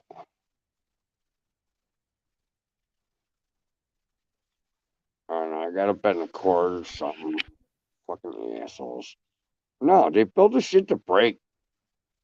The charging port and cords and shit. They're built to break. Hold on. Which way do I got to... Okay, I got to bend it down. Hold on. Nah, it if you bend it down a little fuck. There it is. It's gonna charge, but that wire's gotta be bent around the motherfucker or something. How it goes. I'm just telling you, this shit all no, and my phone is a year. In 1 year, it's gonna die. I ain't buying no $800 fucking phone. Everyone's like, Aaron, you need a better phone. No, I don't. Well, that was a new one. My phone just like out of the blue decided to reset, even though it had 80% battery. That's weird. I'm at 92%. Too much truth being spewed. I'm glad I'm at 92%. And I'm charging my fucking stupid lighter over here. But it saved my ass. I gotta give it that. But I don't want to move all my big lighters over here. I'll lose all of them. No, I gotta get up to get a lighter. We'll leave it like that. Now, if I bring my whole stash of lighters over here, then they're all gonna get lost. All of them. And fucked up. No. Leave them over here. I'm charging up the What the hell are you talking about? Big lighters. My lighter. Where are your big lighters? No, this one's got the blue light on. I'm charging it, dude. Oh, it's like the it's plasma like one? super backup. No, it's USB to mini rechargeable. Like a badass. No, someone sent. One of my chatters sent me this and said, That's pretty Aaron, cool. see if it works. Well, I'll prove this product. I'm not. You got to plug the fucker in now. You know. You got to be on Possibly, Huckleberry. I'm not important enough for him to restart my phone, though. I'm just a pole hillbilly out in Podunk. See, Not that Mandela effect stuff, it'll get you. It's a rabbit hole that'll make your brain hurt. Yeah, I've been down rabbit holes. Yeah. They're cool, but yeah, it fucking hurts you. Uh-huh. You got to pay the price if you want to learn to understand. I'll tell you what. I started down the Nickelodeon Disney rabbit hole. Started off with Dan Schneider and then progressed all the way down. Oh, Disney and Nickelodeon are dark places. Elvis. I will say it was kind of weird because as soon as I copied that link, as soon as I copied that link, my phone reset. It wasn't me. That was wild. Miss Miriam, Miss Pup. No, Miss Miriam escaped from Canada and then escaped from Mexico. My name's still singularity plurality, right? I mean, yes. I didn't enter some type of paradox. Yeah, no, you good. Stop saying. Oh, hey, I'm Aaron, how you chat. doing, Hold on, I gotta get back to the. Yeah, I'm reading the chat. Hold on, I gotta go back. Watch, I'm gonna fuck it up. Oh, there I am. She's okay, visiting Don Bear. She's probably pretty high. Oh, Don makes the best butter, and he calls it smutter. And you're getting some sandwiches or whatever you put fucking butter on, some smokies, some brownies, some you can put it on your eggs in the morning. No, when I went and visited Don Bear, and Don's got a tolerance, so no, he gave me a fucking big dose. That's like 5 hours of fucking wow. 5 hours of wow. Yeah. That is an awesome endorsement. It's 2 movies. No. Don's got movies. He fucking sit on the couch and he watch 2 movies. It's like 4 hours, couple of bathroom breaks or something, you know. But you're just sitting there on the couch going, You're a flycatcher. I disagree, Ragged. Ragged, I disagree with you. He went from looking like Gandalf when he had the beard, but since he shaved, now he looks like Frodo. It's true. Yeah. I go from Gandalf. Wait, come on. Just make me Aragorn for 1 second. I want to you be would a have had hero. to like trim it. I want to be a hero. I want to be. But you would have had to I trim wanna your be the beard and just king keep it for- short. 1 second. Then it goes away. No, not. When he's got like that half, he does kind of have that Aragorn look, you know. Yeah, but when it's The growing out, beard grows quick. Yeah. I like my beard. I like my beard. I'm shaving all summer. Fuck them bugs. I keep the permanent Shaggy from Scooby Doo look. There you go. Like, hey, gang. You're a happy camper, dude. It's all fucking good. Of course. This is why I have the confetti of color all over me.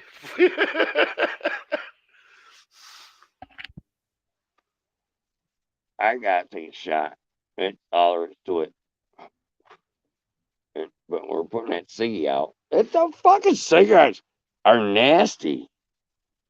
Bro, you're telling me I'm about to switch it up and just choose one smoking vice. and let the No, other be- man, my rollies are better. Warehouse Dweller smoking. I bought a carton off of Warehouse Dweller. Yeah. He's buying like Indian red cigarettes. It's $3 a pack. Oh, man. They're rough. Yeah. Oh, it's terrible. Yo, so can I get a fire in the bowl from everybody? That'd be a qualifier shot. Hold Yes. on. I gotta do chaser and then we can do. Okay. Hey, I got that fucking roach up there. Wait. There's a big roach. Fucking thing. Yeah, it's doing me good tonight. I roll a big fatty. I roll a big fatty joint. All right.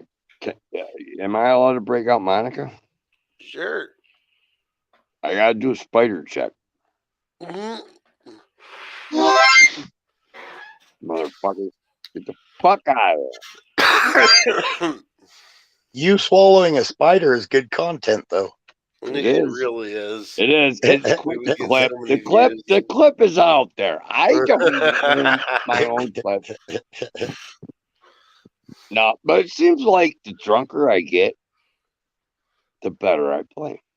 I don't know. You guys be the judge.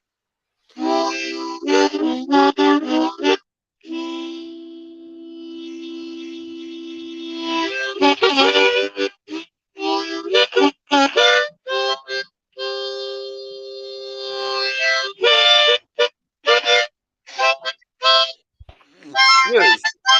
Great.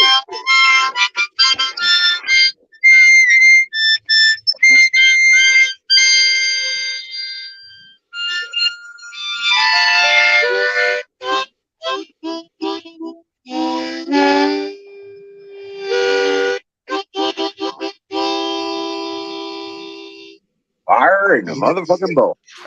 You got a Chatter's two still for. up, you guys. You got a two for. You No, I'm violated on my lesson ears one. and that harmonica. I'm on lesson one. Hold on. Yeah, now we gotta learn to play the harmonica before I actually play a song. And it said, work on your breathing, your ups, your downs, your scale, your fucking this and that. The high notes are tough. Blah blah blah blah blah blah blah blah blah. Okay, so I did the blahs. Yeah. YouTube tutorials. What's up, Sid? Kimmy? Apex? No, Aaron? it's all good. How's I it know. going? I can't do chat and live. How's it going, man? It's fucking weird for me, but I'm glad I can give you guys a play. Oh, Storm what finally am I passed. doing? Yeah, man, we finally got past some of the storm stuff, and Cool. was I able Now to you go send it my way. I get it. I was able to go outside Oh, without we getting gotta light the fucking joint with the fucking cyborg later here. Dang, Aaron. Yeah, you're lagging behind, bro. No, someone sent me. It's a USB to USB, like your phone fucking thing. Can you light the bolt with that? I'm gonna light this joint with it. I Oh, hope I don't like ruin my nose. Hey, Marion. How you doing, my Huckleberry? What's up, Elvis? I'm gonna Dragon. laugh. Aaron's getting into Hi, his Wiz! nose. Hi. Yeah, it's like close to the nose. It doesn't put off any heat, though, does it? I need to get tased. Oh, there we go. Hey. There's weed. A weed in here. No, it's making my eyes droop. I got eye droop. Hi, Drew. You got some eye drip going. Goobers! Goobers. Hey, Wiz, you want to see something? This is one giant brick of keef right here. The brick of what? Brick of keef. Oh, wow. Yeah. I've just been kind of shaving it off in the bowls. Oh, God. That's like spice. Yeah. It's the finest spices of life. I always figured that's what spice was in the movie Dunes. They were all just fucking jamming. Right?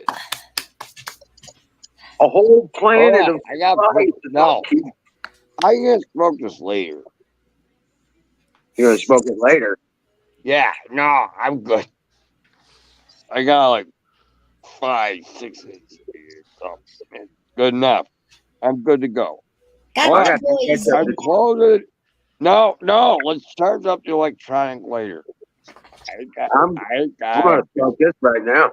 Probably should. Yeah, I'm in dilemma mode over here. I got ketchup to do. You know, Me this too. Fucking dilemma mode. Now we gotta get the blue light. There we go.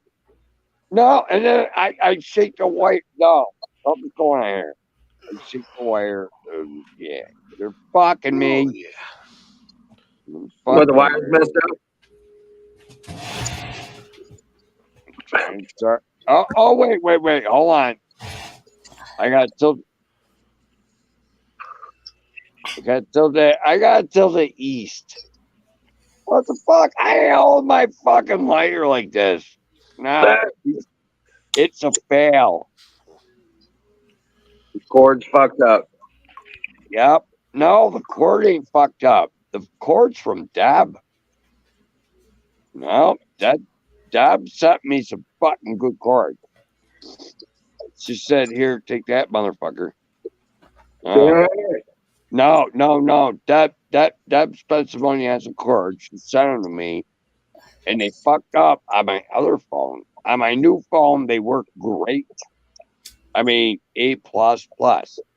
Very nice. And I got Deb's cord. I plugged Deb's cord in the phone. I unplugged it from the later. Oh, that was a good hit. Nope. It's charging. It's fucking good. It's good. No, Deb's got. She sent me some good cords. They stopped working on the other phone, and now He is a pie pusher. You Yeah, are a you know pusher what of time pie. it is, right? Deb's It's time for pie. See? He's a pusher of pies. Hey, an Eric, idea. it's time for pie. Get out your pie. dude. No wonder you got a pouch. I don't have a pouch. You got No, Wiz don't have a pouch. Wiz got You a pouch. would know that Fuck if that. you would have showed I up. for fucking Wiz hike on every 4th of fucking July. day. Wiz Wiz don't got a have pouch. pouch. He's a pie eating motherfucker. And Kimmy can tell you I don't have an ass either. No, Yeah. no ass, no pouch. No baggage. Hey, Wiz, can you throw the link up there? Mm-hmm. Hey, Shaw. Shaw. Colonel Nightingale, Shaw. come up. Hi, Nightingale. Also, if you didn't hear me before. Fucking Colonel Shaw. Colonel Shaw's cool, dude. He's Colonel Shaw's a trying shit. to live his life just like us. You know what I mean? He's down to earth, and Hey, Nightingale. it's like all the other people. Right. Fucking hang out. Hey, I got a drink. Officer on deck, Colonel. Ragged Coin, it is my dream to one day have a pie factory. Yes. I'm still at a bar. I'm washing the dishes at my bar. There you go. Sounds like Kimmy's bitching. Colonel Shaw is on. I hear Kimmy bitching in the background. Aaron, I think. Mm. Hey, Aaron, I think you're so her. toasted that half the time you forget the rest of us are here. Oh, I see it. I see it. No, Right. no. I can either have the panel or the chat. They won't give me both. The motherfuckers. I know. No, I got a spot for chat and everything. They won't let me put it there. Like I like chat. Like Miss Miriam's in chat. That's why you gotta double tap it. That's I what need a pop out chat on my phone. They won't let me do it. No, I just need a pop out chat on my phone. It'll solve all issues. I can half and half my screen. Yeah. No, but if I'm on my laptop, I can do all kinds of shit. And I want to do all kinds of shit. Cheers. Hey. For kitty cats. Pie in the sky for a pie shop. Emerald Huck's talking about ass again. Oh, really? Yeah, scroll up. Glitter butts. Glitter butts for all. Elvis said something to her. Tonight. Hey, Kimmy, She question. responded. Oh, this is Should I or should I not go to Hog Rock? Go where? Hog Rock? I feel like I should.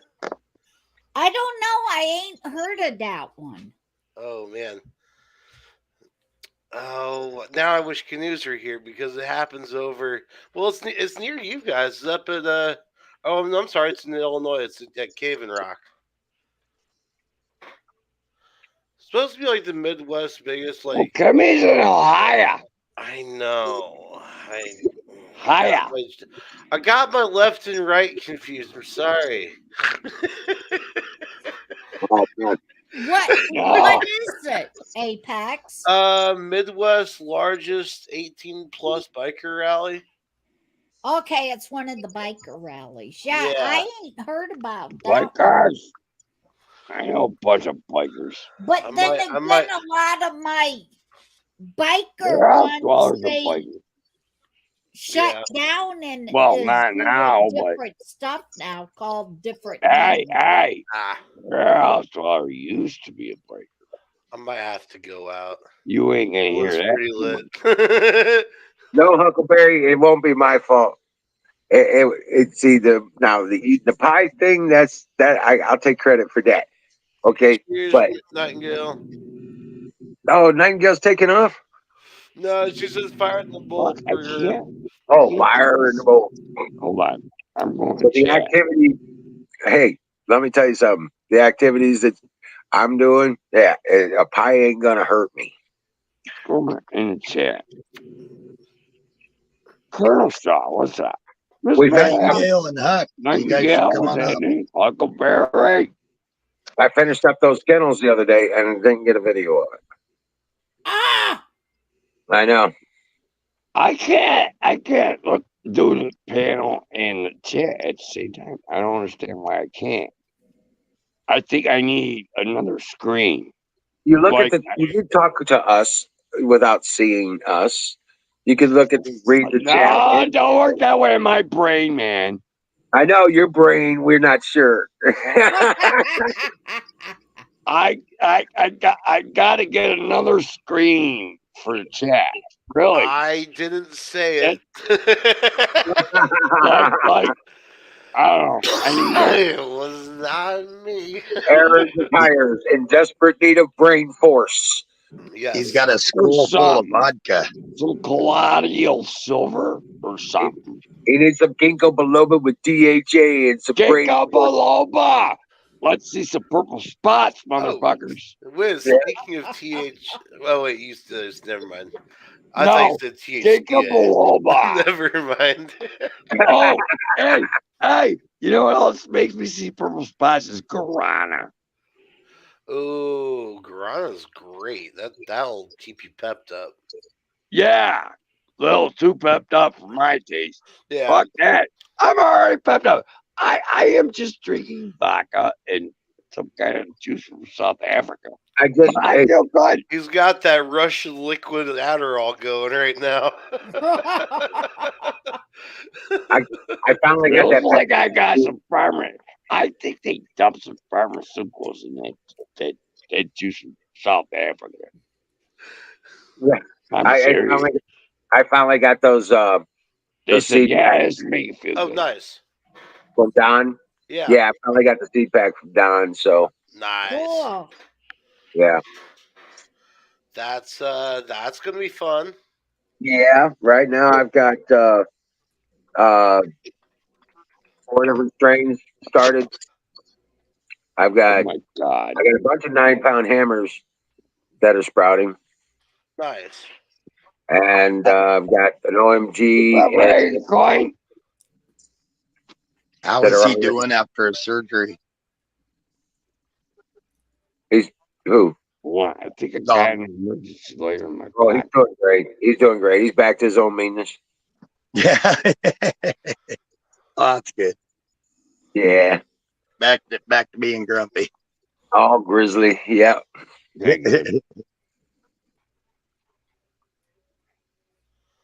I think this summer I'm just gonna end up renting a car and coming out there. Right. Yeah. There's no way my Jeep's gonna make it again. Like the more I think about it, like it's just falling apart at this point. Like, well, you gotta fix it. You just gotta do the work and fix it up. Well, I gotta get a welder and get some panels welded at least. I'm working on getting me a truck. Yeah. It's a four-door truck. Matter of fact, you guys seen it. It's the red one that's sitting out here on the property. Oh yeah. It's still sitting here, and the guy, he ain't paid me the $100 a month that he's supposed to been paying me. He ain't paid me since Ryan, even before Ryan and Joey died. So I'm gonna tell him I'll wipe off the debt if he signs over that truck. Boom, done. Now let's just hope the mice haven't gotten in there and chewed things up. Oh no, I've been going out and checking it and stuff. Nice. He finally put it in his name, so I don't gotta worry about finding the one that he got it from. Right. And getting him to put it in my name. Now Dean finally put it in his own name, so now it's all legal far as that go. I ain't gotta go. He was supposed to give you $100 a month for it. Huh? He was supposed to give you $100 a month. No, he's supposed to pay me $100 a month for the truck sitting here and all of his crap sitting here on my property. Oh wow! Because all the vehicles except the Ryan's vehicle and my black one and Joey's camper. All the rest of the vehicles and the other camper and stuff is all his shit. Oh wow.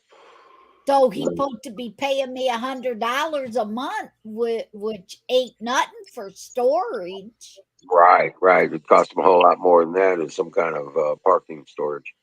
Yeah, so I'm going to tell him if he don't want to pay me the $100 a month, The back for 2 years.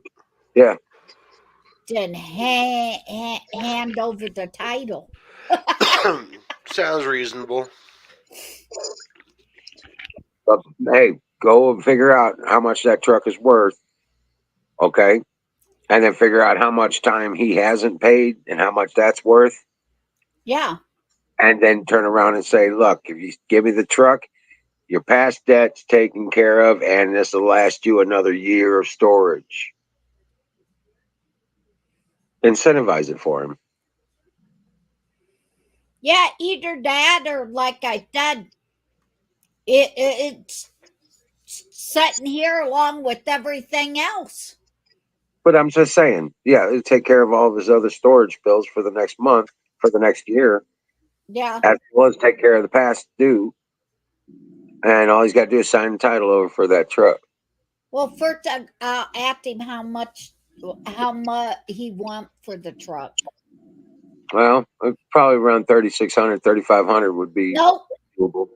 I know I won't never give him nothing like that because he got it for like maybe only $500 or something. Right. And he ain't done no work to it. It still needs the work done on it far as engine wise. Oh, okay. He brought it out here to fix it and there it sits. Oh, wow. Oh, okay. I thought it was a good running truck. Well, yeah, he bought the parts for it. The parts was in the cab of it, but I think he got hard up on money and took the parts and sold them and ain't never fixed it. Well, there you go. Well, however it goes. I was just saying, I was just thinking, Yeah. But yeah, no, I hear you there. No, I ain't going to give him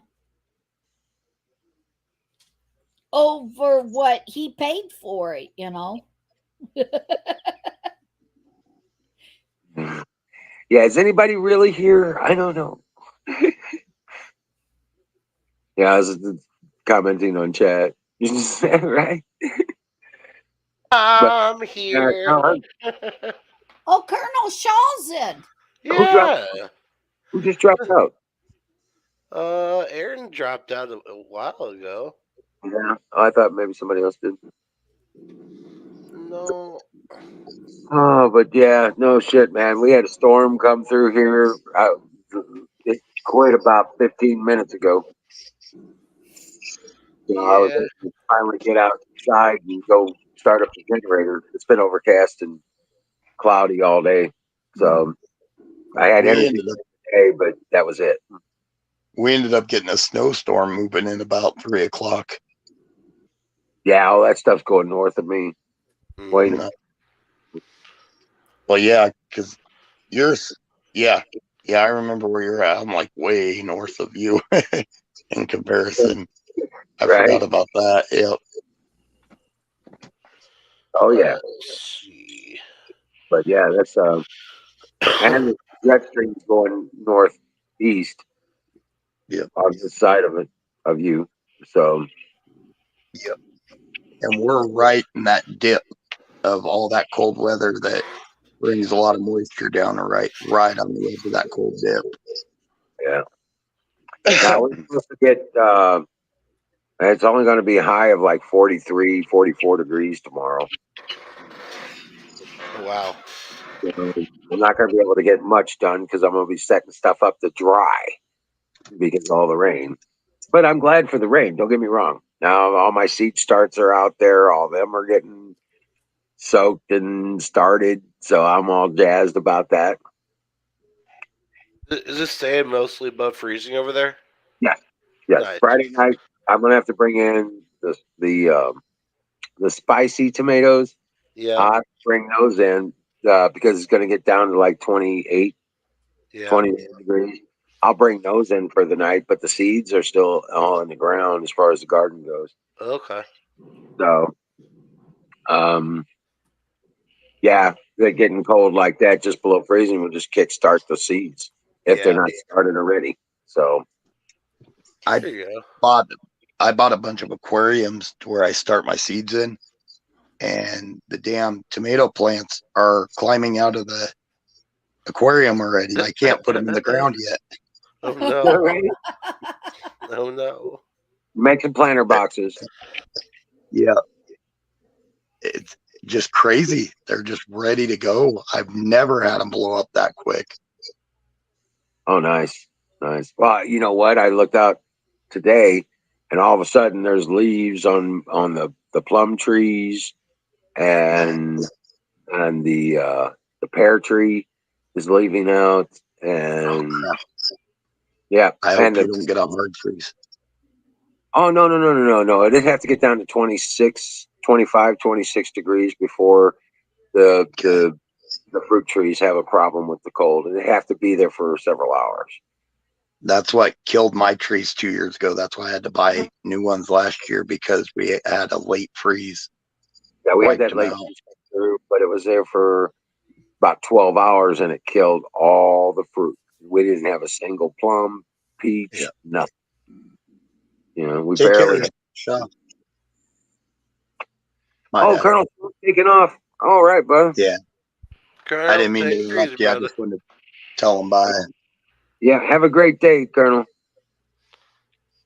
See, and we had that freeze that moved in for like 2 or 3 days a couple of years ago. So I mean, it just wiped everything out. Right, right. But My yeah, it's only supposed to get down to like 28, 29, and it's only supposed to be there for like an hour or so. nice. So it immediately warms back up because that's just before the sun comes up. It gets down to like 28, 29. And then sun comes out, it kicks up 5, 6 degrees right there. See, that's the worst part about it. When we get those late freezes, they stick around for a couple of days. Shaw, have a good day, man. I hope you have a really good day. Bye, But, Colonel Shaw. See you tomorrow. He's my brethren. So he's in the same area my family came from. Oh, wow. Close Right. to the same area. Yeah. I But doubt tree, we're actually related. But oh my God, Sing, I got to take pictures of this tomorrow. The peach trees are loaded with blossoms. They're just nice. absolutely Oh, loaded. wow. Nice. I cannot keep a peach tree alive here. Even those northern ones that they say will grow in colder climates, I cannot keep one alive. Well, I'll tell you what. You know what I did? I had one that kind of died on me, and I cut it down at ground level because it was kind of like, you know, just scraggly pieces growing out of the edge, you know, where Right. it Yep. was looking bad. So I just went ahead and cut it all down to the ground. And then the next year it started growing. Now it's a bush. That's how my one. I bought that new plum tree last year, and heck, 2 years ago I had cut down the plum tree, thinking it was dead. And last year, all of a sudden, now I got a plum bush and a plum tree because it came up as a bush. Yeah. The peach tree came back as a like a bush. So I started cutting out all the sideways and downward facing limbs and trimmed it up and last fall. Nice. And it topped it off, rounded it off on top, and it's growing like crazy now. Nice. I was like, nice. Yeah, it's gonna be a plum. It's gonna be a peach bush. Yep. Our local out of CSU in Fort Collins, they've got a big federal agriculture thing. They come out and look at stuff for free through the college and everything, and they the guy came out and told me, he's like, you're probably going to have bushes all over the place. He said, because when those die out on top, if there's a little bit of the root left, that root's probably going across your ground and going to start popping up little plum bushes everywhere. Oh, really? Yeah, that's cool. You know what you do when that happens, right? You transplant them to where you want them. Right. Yep. Dig them up, transplant them to where you want them. Yep. I won't mind if they start producing plums. Right. Right. Well, that's the idea, but they won't produce plums till the third year. Yeah. Yep. Yeah, it's like all these 3-in-1 trees. The cherry, possibly I might see minimal cherries, but a lot of them, that's what they say. Yeah, 3 to 4 years.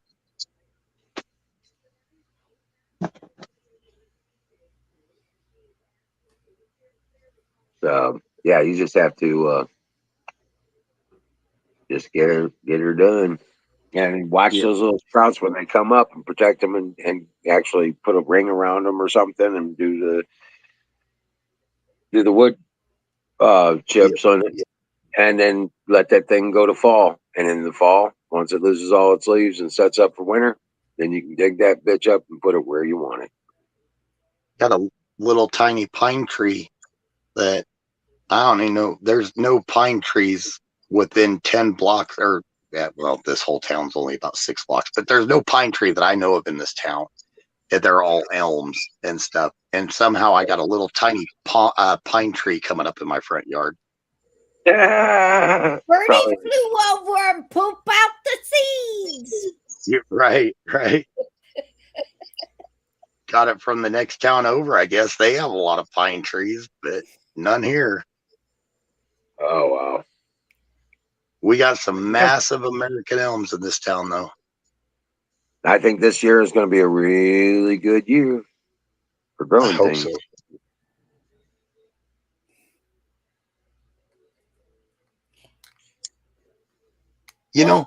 In my front yard over at the side, I went out there looking today, and I see that a lot of my flowers is popping up. And I told my daughter, I said, now's the time for me to get out there and dig up all the flowers that is popping up and put them in the crate thingies. And as the other kind pops up, because they pop up at different times, but as the flowers start popping up, I need to dig them all up to make that whole section out there where the flowers has been growing, make it my garden, because it's in the front part of the yard. Southward facing side of your house. Yep. Yeah. It's right out by the road part where the fence is. Well, that's because there's no trees out there. No, they are, but it kind of around it. But that's the part that the flower bed has been for years. And I don't like it there because when I try to mow or anything, it's just the right width that I end up cutting some of them off. Oh, wow. Right. So I'm going to move them to a spot that, like in the, put them in actual flower boxes and stuff and make that part as my garden. Well, guys, it's 1 o'clock for me. I'm gonna have to jump off here. But take care. Wait a minute. No, you don't get out of this. Yeah, I do. I need to know some things. Yes. What's her name? What's up? What's her name? Oh, what's her name? Oh, her name's Autumn. Autumn? Oh, yeah. Okay. Yeah. She's 22. Is she still cool with you? Yeah. Yeah. Okay. Yeah, no, it was pretty much an instantaneously. Hey, we got this connection. Nice. Yeah. Did you ever try that bookstore or that reading? The book thing I told you about. You ever try that? You're gonna have to remind me again. So Go I into guess a that coffee answers your shop. question, right? What? Yep. Apparently you didn't. Where I told you to go into a coffee shop, pick out a good book sometime, go into a coffee shop Oh, and start that reading. one. Yeah. No, I never did try that. No, but that's still a good idea. But no, this is actually the niece of a friend. So there we go. Nice, man. Well, I'm glad to hear. Yeah. Cool. Things are going well so far. I know, right? Huckleberry, my girlfriend application worked. I can finally take it down.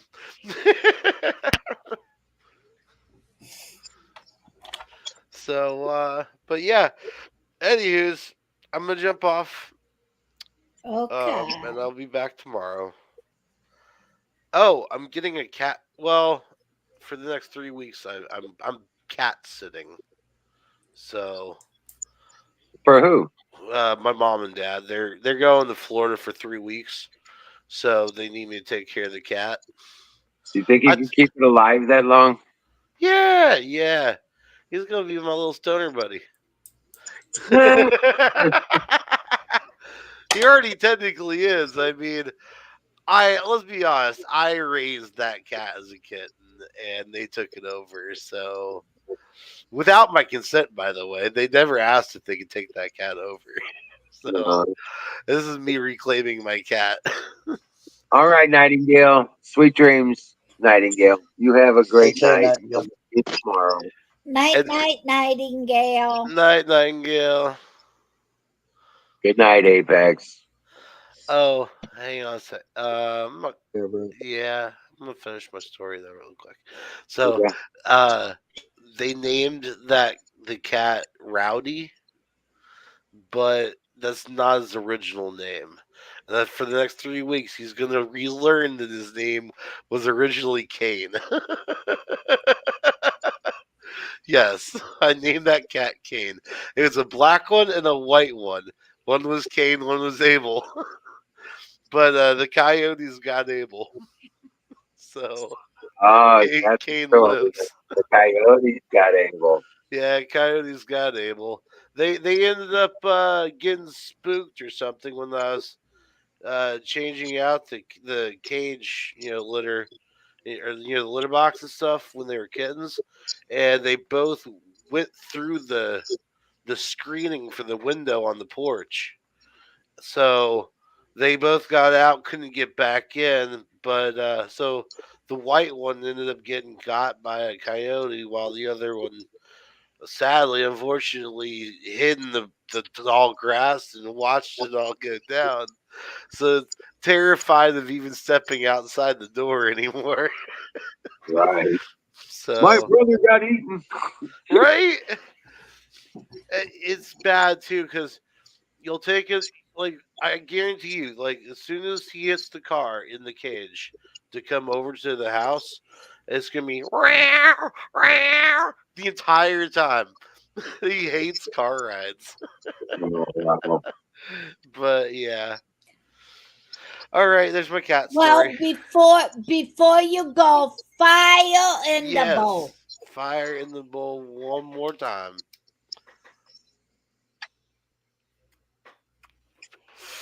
Brought to you by Sausage Gravy Biscuit Farms.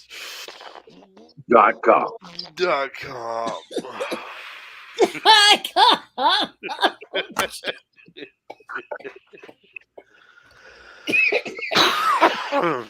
All right, guys. Have a good night. Good night, Patriot. See yas. Yeah. Wow. And it's still smoking. Excuse me. It's still what? It's still smoking.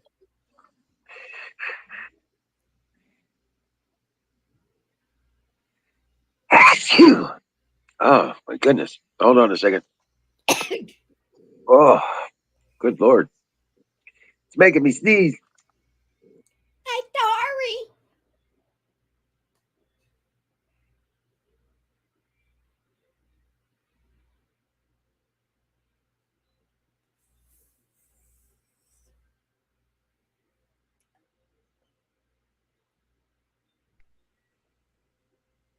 Okay, I'm back. I stepped on my dog's water dish and splashed water all over the place. Had to mop it up.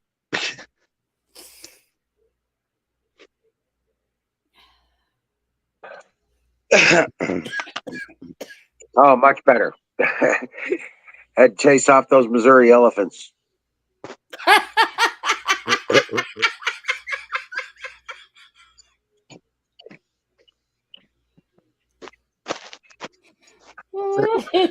Pretty good, Huck.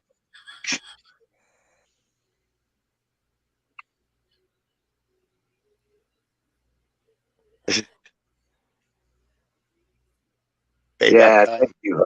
Thank you very much. I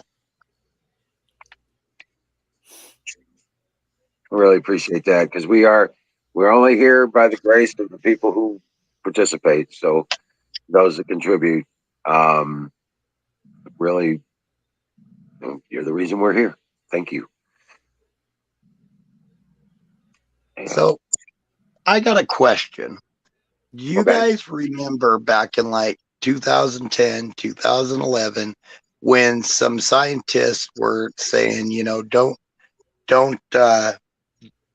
because a lot of people were really, like the 2012 Aztec calendar thing, they were like scoffing at it, and some of the scientists were saying, don't dismiss it too easily, because even though it's not going to flip and destroy all life, they said that it's actually right on to a cycle where the Earth will tilt a little bit, and even that tiniest tilt could mess with the polar ice caps, cause massive storms and all that. Do you guys remember that? And all the other scientists were really mocking the ones that were talking about that. No, I do remember all that, and I was very heavily researched into it too. Same here. No, yep.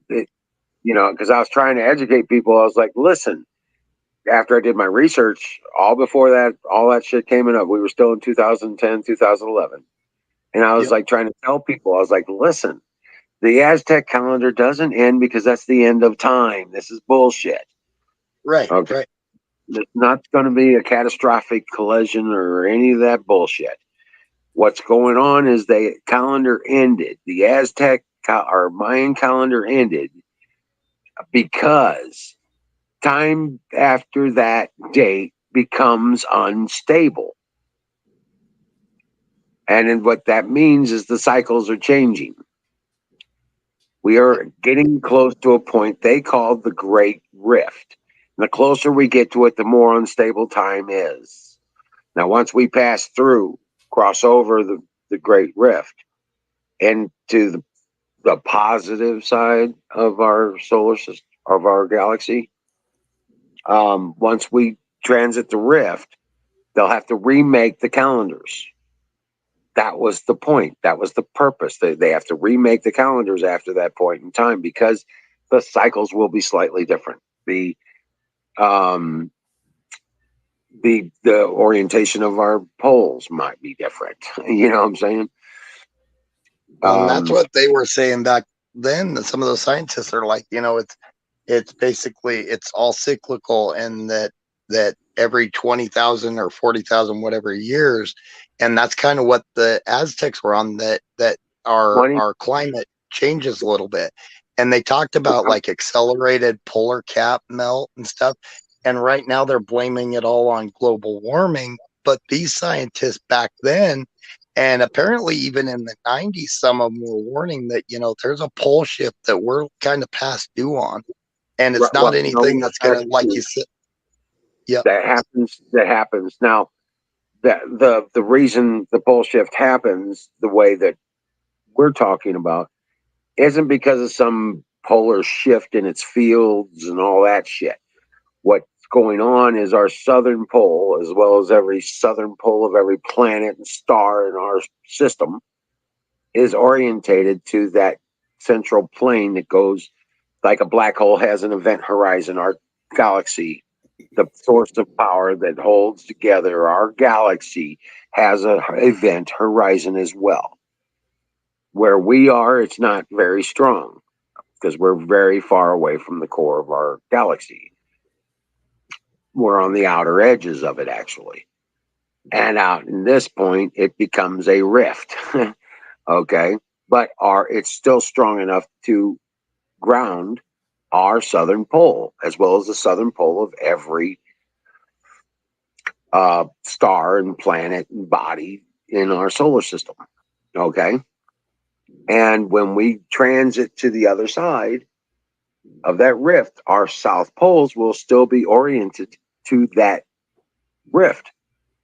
But we're going to be on the other side, moving away from it.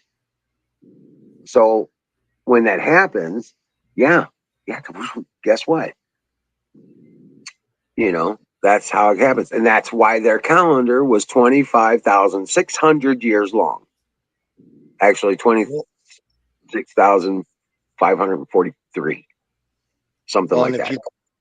If you really look into what they were saying, they're talking about that it takes tens of thousands of years for the polar caps to refreeze.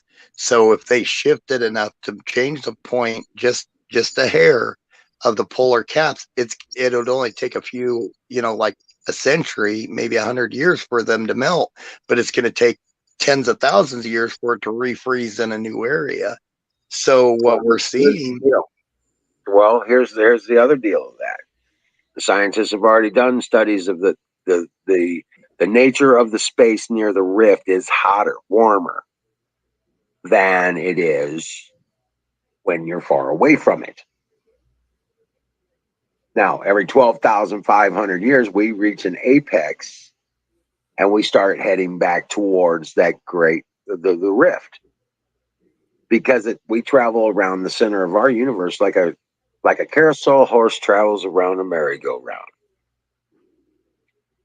That's how we travel around the center of our galaxy as a solar system.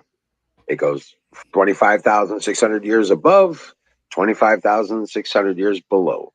Every 25,600 years, and so maybe a little bit less, but turn around and that's the cycle. We pass through that event horizon at the center of our galaxy every 25,600 years or so. And it bugs me so bad because that means these scientists know that the self-inflicted global warming is pretty much a scam. I mean, of course, yes, we're causing, we have some cause on it, but we're not the cause. It's a natural cycle of something happening. Those polar ice caps are going to melt whether we're here or not. Correct. That's why they did it on every other planet. So you're driving your SUV or turning on an incandescent light bulb is not the reason for the bullshit, because it's not going to affect the polar caps of Mars or any other planet in our solar system. And that's what was happening. All the polar caps were being diminished on every planet in our fucking solar system. So you flipping a switch or not is not going to make a difference. Yep. And then you get, like with a lot of the funding, we're sending hundreds or tens of billions, if not hundreds of billions of dollars to this Paris Climate Accord. And then you get these. And then if you look at where it's going, it's giving like tens of millions of dollars for a small group of people to look at the blinking of stars. It has nothing to do with our local climate. It's just a way to give money out to people is what it's become. I think it's a way to disperse those big dollars that the American economy generates. I really do. I think it's a money diversion scam, like a money laundering scam. And the fact of most of those people that get those, that work at those foundations and those investigation societies and stuff like that don't even exist. Yeah. They're just bank account numbers. It goes to a friend of a friend of a friend, basically. Oh no, it goes to a set of bank account numbers, because that's how they get paid, automatic payment, right? Right. and then all those funds get channeled into the person who's being benefited. Right. Let's just say that. Right, Badger. And you got China, which is one of the worst polluters in the world, yet the USA is bad. And we've got some of the cleanest air qualities in the world, especially with having this third largest population in the world. We've got some of the cleanest air, yet we're bad. Well, it's none of it makes any sense. And then when they mocked, when Trump pulled us out of the climate accord, and this was I was talking to Canoe and Apex earlier, he actually backed the Trillion Tree program to go into Africa, the US, or well, North America, Africa, and then a few other places to really plant the trees to try to like push back the deserts. All these trees with the Trillion Trees, it would pull out so much carbon out of the air, it would set us back to like where we were in the 60s. Right. It would have done more immediately. Our North Pole has been moving for noticeably for the last 20 years. And now, I mean, where it was used to be just a matter of inches, maybe a year, now it's miles of year, every year. Okay. And it's accelerating exponentially. So it's happening. This is happening. They know where it's headed. It's probably going to end up probably south of Norway. See, now I think it was just a tiny and a singular tiny, but I get what you're saying. Yeah. And it could, hopefully it doesn't too fast, because that could be catastrophic. But Well, even with that tiniest movement that they were talking about back in the early 2000s, that tiniest movement, they said it all. They said it could cause catastrophic storms. It could cause that we need to be prepared, Right. and they took a lot of that. Yep. It stabilizes the ionosphere. Now, and there is supporting evidence for that. This is happening because there was a huge issue in 2010 because airplanes were showing up. They were following their GPS and stuff. They were not ending up at the airports where they were supposed to be. And they had to recalibrate the air control systems so that they would be able to get to the airports where they needed to be. And there was a huge deal about it. I don't know if anybody remembers that or not.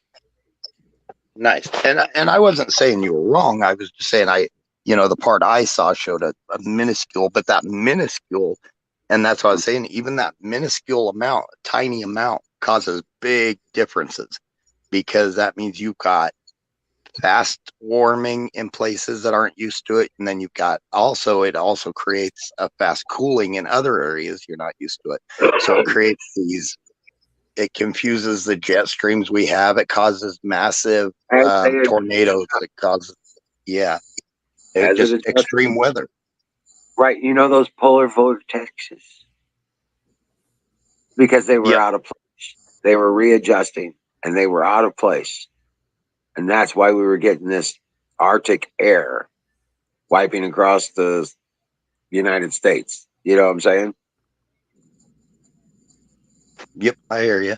Yeah. And it would cause, and this is really, normally you would think insignificant movement, but an insignificant movement in our poles is a pretty big deal. Yep. So it's really amazing to me that there were scientists pointing this out, and then they got mocked by mainstream science, and now everything they said is coming true. And a lot of these scientists were even saying it in the late 90s, before a lot of the Aztec stuff really became well known or popularly known, that this stuff that we're basically past due to do a small polar shift that could cause these effects we're seeing now. And I think they took that, saw it as a chance to get all their pet projects funded, and called it global warming. Well, then the Earth started cooling, so they had to switch it to climate change so they could still get that funding for all their pet projects. it's disturbing to me that science has become more about business and politics than it has about the science. Right. Because I think, you know, we're lost if it becomes political or stays political. We're lost.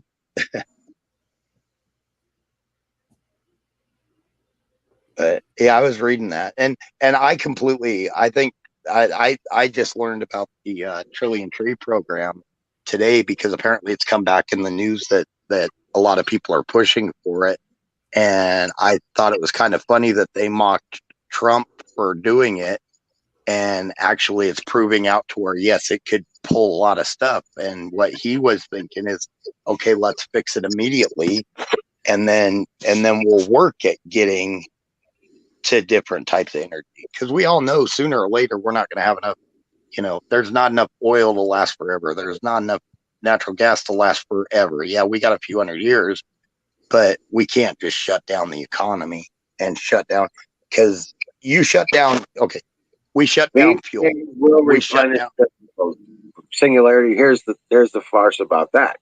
Those are not exclusive creations on this planet. Those are ongoing creations on this planet. That oil, yeah, but it takes millions of years. Okay, the gas is a byproduct of the creation of that oil.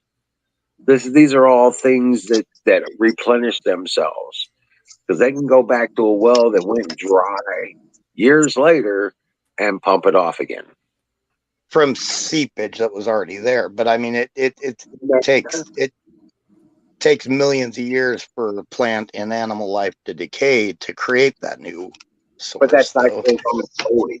Yeah, but you have to understand, the cycle is ongoing. It continues. It never stops. Well, and I'm completely content with that. But with pockets where they're at, I mean, it's not like everything we use is constantly going to be regenerated. It'll take time. I mean, we're pumping out quicker and it's regenerating. Kind of like with the water, you know, we're pumping water out of the ground quicker than our aquifers are refilling, and that's why, you know, a lot of these mega farms make me so mad. Hey, look, we only borrow the water. The water stays in the system. It returns to the system. It doesn't go anywhere. It doesn't leave the planet. You understand what I'm saying? There's a difference between fresh water and salt water. We lose a lot of that too. So I mean, unless we can start coming up with better desalination and start pumping that back up, it's just like processes that create energy. It's like the aquifers we have here. I mean, the depletion rate is so insane because, you know, you've got evaporative issues that, like when you're watering, you get a bunch of evaporation that yeah, it stays in the system. We're still going to have water, but it's going to be somewhere else going in the ground. You know, when it evaporates in a storm brew somewhere else, when we're pumping it out of the ground. So yeah, this reminds me of an argument I had with a college professor once, and he was saying that you know, I was kind of working with a theory on Tesla at the time, and I says Tesla's idea was to make energy free, and he's like, "Do you realize how much energy everybody would use if energy was free? You'd never be able to generate enough." And I was like, well, number one, you wouldn't use more energy than you needed. Why would you use more energy than you needed? You know what I'm saying? If energy is available everywhere and it's free, why would you? Yeah, that would be such a demand on us. I was like, do you use more oxygen than you need? Oxygen's free and it's everywhere. Do you use any more oxygen than you need? And he got mad, dude. I just blew his whole argument out of the water. And it was I in get front where of he's coming from. Ability versus consumption rate type of thing. Yeah, and that's the thing that they'll use a lot. But I mean, that's different than water. I mean, water and oil are going to continuously. He got so mad. He stomped out of the restaurant, paid his bill, and took off. And his buddies gave me a standing ovation. I didn't even realize I was on the stage or anything, you know. It was just a conversation I had in the diner that morning. In fact, those guys asked me to join their group.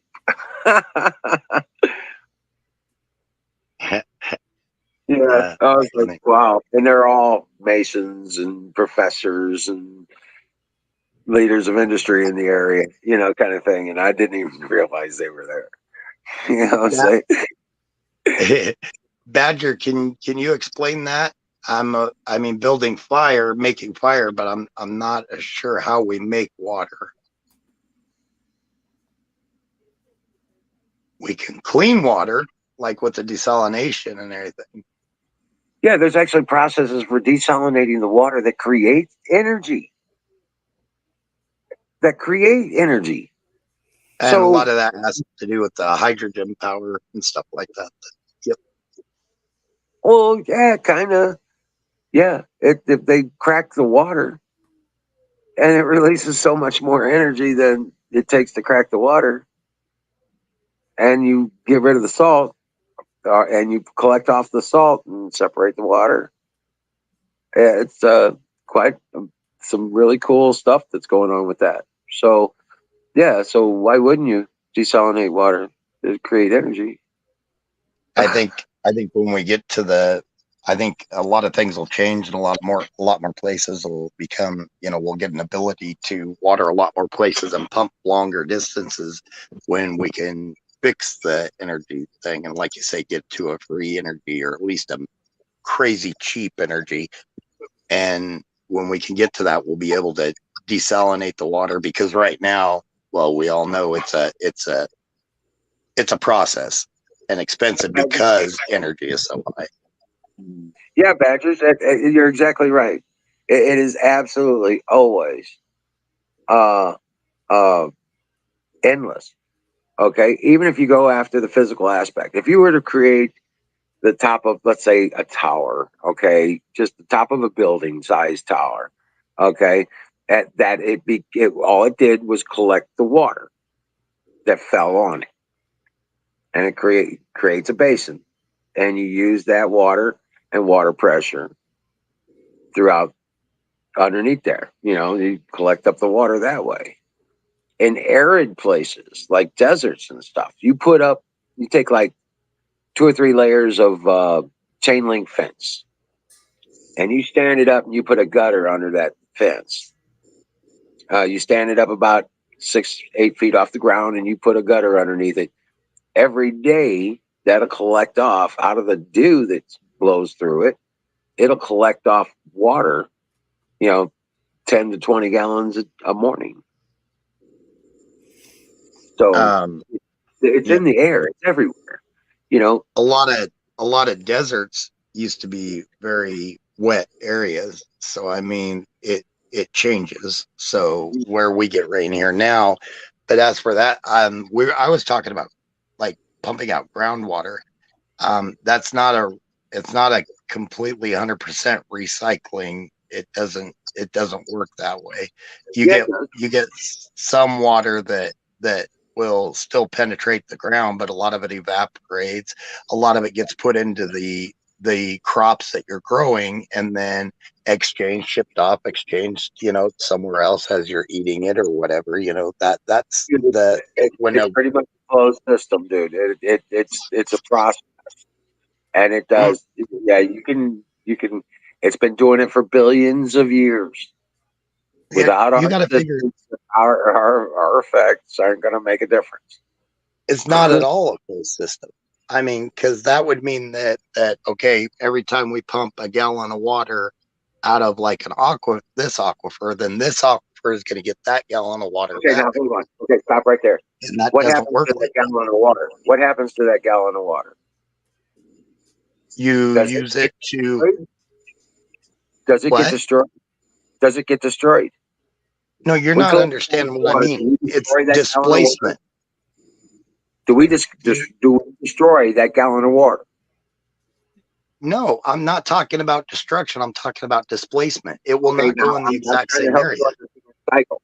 Okay, I'm trying Oh, to I help you fully understand. understand. Let's say I'm not sure you guys do. Just hold on a second. Let's say you drink that water. It's all gone. No, it's not. You know what you're going to do? You're going to piss your ass off, and you're going to piss that gallon of water right back out.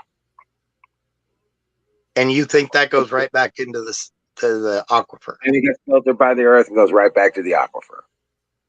Nope. It goes into a place where it is in an evaporative pond, and then it evaporates, goes up into our system, and then the front will push it to another area and it'll rain out there. Like that portion of it goes up and becomes rain, comes back down. In a different area. Who knows? Jet streams, they kind of show us. Yeah. It'll push those clouds to a different area. It'll always move down to a different area. The jet stream blows all different ways. But it. And guess what? I'm apparently not explaining this well because their evaporations are happening in places where it's coming from too. Yeah, and we get rain other places. In the sky. Yeah. Okay, if it's a completely closed loop system, why is the aquifer that I sat on dropped over 4 feet in the past decade? Like a rainfall in the area, maybe. Well, we've had some, but it replenishes all the time, right? It's a closed system, so it should be filling right back up. It replenishes, maybe at different rates, but it will replenish somewhere else, like maybe because there's other places that have more water, and then plus we get into we're a water planet, but not all that water is accessible for I mean, if we just started and we talked about this, this, if we just started pumping seawater onto land to water things, then we would have salt build up and that soil would become useless. So there's what are you going to do? Yeah. Lower the oceans? What's do you think that would lower the oceans? No, because I was talking to Badger. Badger was talking about that we're a water planet, and I was telling him that most of that water is inaccessible right now without very expensive and intensive processes like desalination, taking out bacteria, different things. So the thought that, okay, we're a water planet, we'll never run out of water. No, we won't, but we'll run out of drinkable water. I mean, there's that possibility. If we're not going to constantly be replenished with our aquifers and our rivers. Colorado, with our aquifer dropping, we're losing 5 miles of riverfront every year. So, I mean, it's not a completely some rivers dry up. We have rivers drying up around here all the time. So it's not this closed loop system that is a closed loop system. It's just you're thinking on a very local scale. That's what I'm trying to say. Local scale is what I'm concerned about. Well, I mean, that's the local scale, the aquifers here is what I'm concerned about. Right. I got that. Yeah. But and once it's replenish over time. Everything's a cycle, dude. Everything's a cycle. Sometimes over a long time. I mean, Northern Africa. Hey, patriotism. What's up, Zach? How you doing, buddy? You get the desert in Northern Africa. Yes, someday, sooner or later, it could become arid again. But right now, it's, it used to be an ocean, used to have plenty of water, fresh water and salt water. Now it's dry as could be. And yes, someday it'll become arid again. But there's still a point to where land becomes unable to support any type of life. So even though, yes, the earth itself is a closed system, we can affect our local areas by overproducing, over pumping the water. That's my biggest issue with a lot of these farmers that Yeah, you have. can have a big problem with that kind of shit in Chicago. You can have a lot of problems in big cities. Yeah. Okay, the big cities are wastelands. They've been depleted and abused for way too long. Yes. Right. Okay. But where you live, yeah, that used to be an ocean at one time. The shoreline was the mountain. And that changed, that environment changed to a swampland for quite a long time. And then the uprisings of the ground and the raisings of the mountains got taller. And you became a mile above ground, above sea level, I should say. Yeah, that's with plates. That's over millions of years too, or actually billions of years. Right. So environment, it changed. Yeah, topographical changes. Right, Miriam. But that water is always available to you, whether it's in the air or in the ground. Okay, either way, Not available. Yeah, and we agree that it's a worldwide. It's a closed loop system. Where I'm at, the water that's here now is not going to be always accessible. Not always. Yeah. Maybe, where I'm at, shit. I surely expect after some of the catastrophic events that are supposed to happen, I'm surely expecting to have oceanfront property. Mm-mm. Seriously. Yeah. I'm not kidding. Oh, yeah. Probably have oceanfront property here. Over millions and billions of years. I mean, the land I'm standing on now, sooner or later, will be recycled and then come up, in another area. So, I mean, with the plate tectonics, so everything's going to change, definitely. And a lot of this water that's here will be, sent back up into the atmosphere or whatever. The point I'm getting at is our local areas. If we're like where I live, it's not meant to be farmed. It's meant to be pasture land. It's meant to be they have to use so much water to be able to farm, like say corn, and as all we're getting out of it is ethanol. So they're sucking that water down so quickly that our aquifer could dry up. If that aquifer dries up, you have to find another land water, right?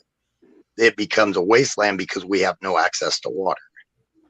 We will still have snow melt. Human habitation, yes. I understand that. Yeah. But life does exist there, will exist there, and continue to exist there. Even in the desert, the life is ravenous. Deserts are not unoccupied spaces. A desert won't support human, won't support a civilization, though. Deserts can't support a civilization. We need a little more access to water, right? Right. Well, but you know what? Given the right knowledge, you'll know how to collect it from the air, even if it's not rain. Yeah.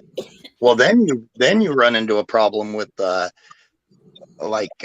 without see, that's why I support these tree planting initiatives, especially trying to create like a lot of forested area. I mean, yes, we need farmable ground, but I believe in farming off of surface water, not really pumping out of the ground. I believe more, because my biggest problem is we all fight. Every state fights over these river rights, and then it all flows into the ocean. Right. Because the last state can't use enough. It makes no sense to me whatsoever. We ought to be damming it up and keeping as much as we can here, and using it and everything. And that's one of my biggest frustrations. Well, better management of resources would be preferable. You know what I'm saying? Right. Yep, I agree. Filtering, reusable, less wasteful is always good. You know what I'm saying? Being more efficient users of our resources, recycling our resources, all that stuff is doable. You change your habits. and it becomes something else. You know what I'm saying? So yeah, it's just so all this end of the world scare kind of stuff. You know, it's just, I just laugh at it when they talk about it in weather terms and all this stuff, and resources and stuff. I just laugh at them when they start. You know, it's we're gonna run out. No, you know, no, it'll be somewhere else, or it'll still be available, but it may not be. Thank you. Yes, it'll be somewhere else. Exactly. Yeah. Yeah, it'll be available, and that's the concern. There'll still be water, but it's not going to be where we need it. We need to use it if we overuse it where it's at now. But if everybody had a rain catch, you know what I'm saying? You go to these islands, let's just Caribbeans. Every one of those houses in the Caribbean, on any of Jamaica, the Caymans, they all have water towers, individual water towers. Yeah. Oh yeah. And I think people ought to be able to catch more of their water. Colorado, no kidding, actually has a law limiting the amount of rainwater you can catch, which is insane. Right. You got to pay the land. Yeah. But you got places like the Sahara Desert that used to be very arid, had plenty of rainfall. When you get sand that takes it over, even if there is rain that tries to move in, it's such an intense reflection of the heat that it actually stays airborne in a mist until it gets to a greener area to where it can cool and actually drop. I got one for you guys in chat. Shanana. I'll be right back. I got to deal with a brat puppy I don't know what it was. I'll be right back. You got it. Yeah, badgers. We did find Atlantis. They found Atlantis. It's in the Bahamas. I just wanted to add that. I didn't want to interrupt him talking. Fighting over air. No, we won't be fighting over air. No, we won't be fighting over air. They're trying to tax us for breathing, though, because we produce CO2, which the trees use for food and the plants use for food that creates oxygen. Because the trees breathe in the CO2 and exhale oxygen. They use the carbon out of the sea. They use the carbon out of the CO2. And we need the O2. And then we exhale CO2 for the plants, and they exhale the purified air for us. It's simple as that.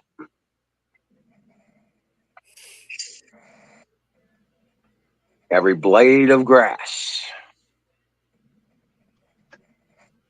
Plants love carbon, and they suck it out of the air. Yes, they do. You eliminate the carbon out of the atmosphere, and you will kill all the plants, and you will have no oxygen for a human to breathe. Yep. And you actually need a lot of that carbon that's in the air. You need certain amounts that fall back down into the soil because they take it up through the root systems. And it also filters back through just like water and becomes oil. I'm telling you. When they die, after 1 million years or so. No. Carbon, ashes, everything carbon gets sucked back into the soil. Just like water, just doesn't move as fast. Oh, I agree. Here, the other elements, and it sinks, and it becomes new oil. Old oil becomes coal. Okay, after a long period of time. Sure, but it's a cycle. Yeah. It happens every day. It's the shit that happened 2 million years ago plus a day, and then then 2 million plus another day on that 2 million, and you get another 1,000,000 years out of that. Right. It's still putting it back in there. Consumption versus replenishment rate, though, is where it comes into question. I mean, when you're consuming quicker than it's replenishing, you get what I'm saying? Okay, so you become more efficient. Right.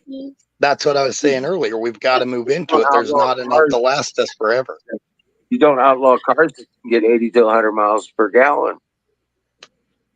Yeah. So, that because that would help, because they got cars in Europe that'll travel 60 to 100 miles on a single gallon of fuel.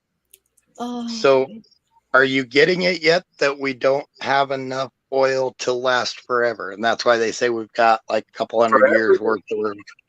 Forever. We do have enough oil to last forever. It's just where you're going to get it. Not with our consumption rate, though. We're consuming quicker than it's making it. Oh, God. I'm not sure what you're missing here. You keep saying that you're talking like it's as quick as we pump it out that it'll fill up real quick. Thank you, brother, because I'm telling you, it's a cycle. You're going to have a cycle of this. If you use it up faster than it produces, of course there will become a shortage. Okay? But it's going to become available somewhere else, and you got to go get it somewhere else. Not immediately, though. The stuff you used up, no. The cycle takes 1,000,000 years. Okay, fine. Yes. Thank you. Okay. But there's still that 1,000,000 years you're leading up to still counting off, and it's still producing. It just, you just have to become a better consumer of your available resources.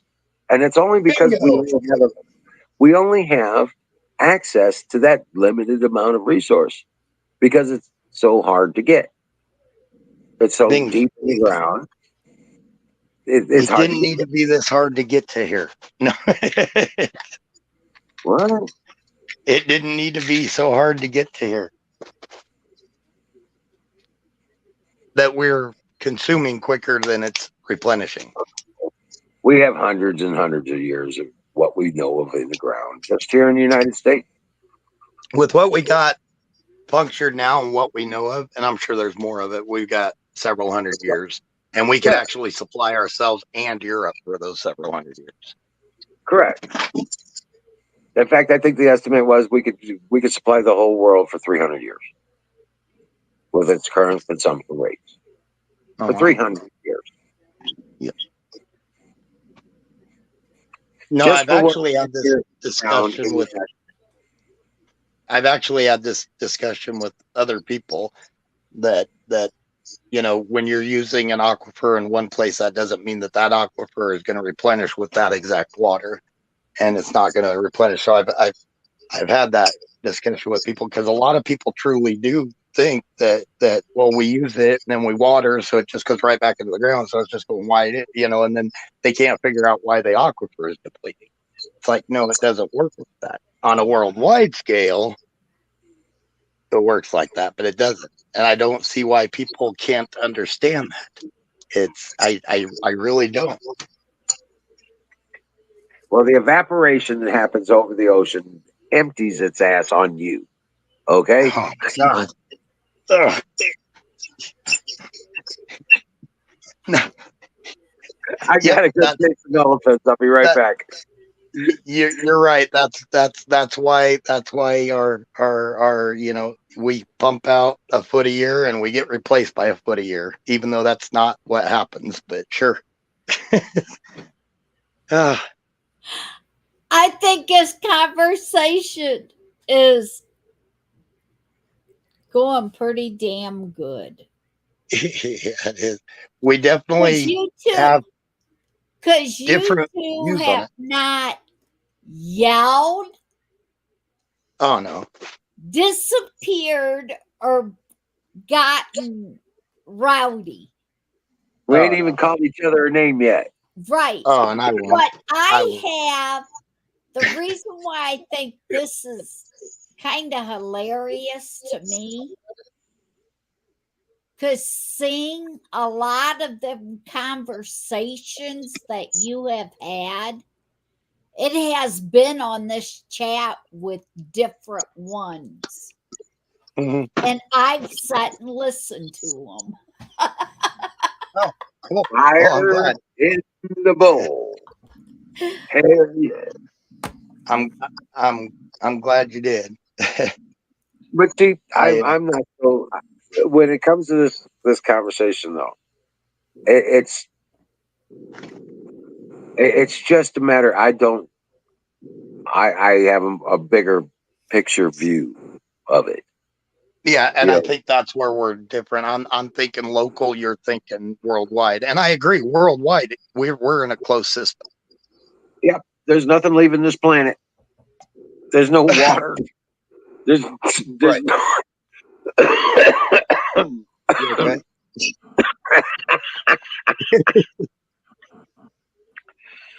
That's the good stuff, I take it. That's the good shit. That's the good stuff. Man, I forgot I picked out the good stuff.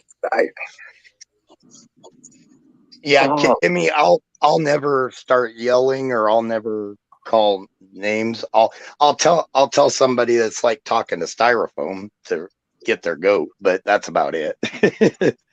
But yeah. One of them that you had this conversation with, I do believe, was Don. On some of the on the climate, probably. Yep.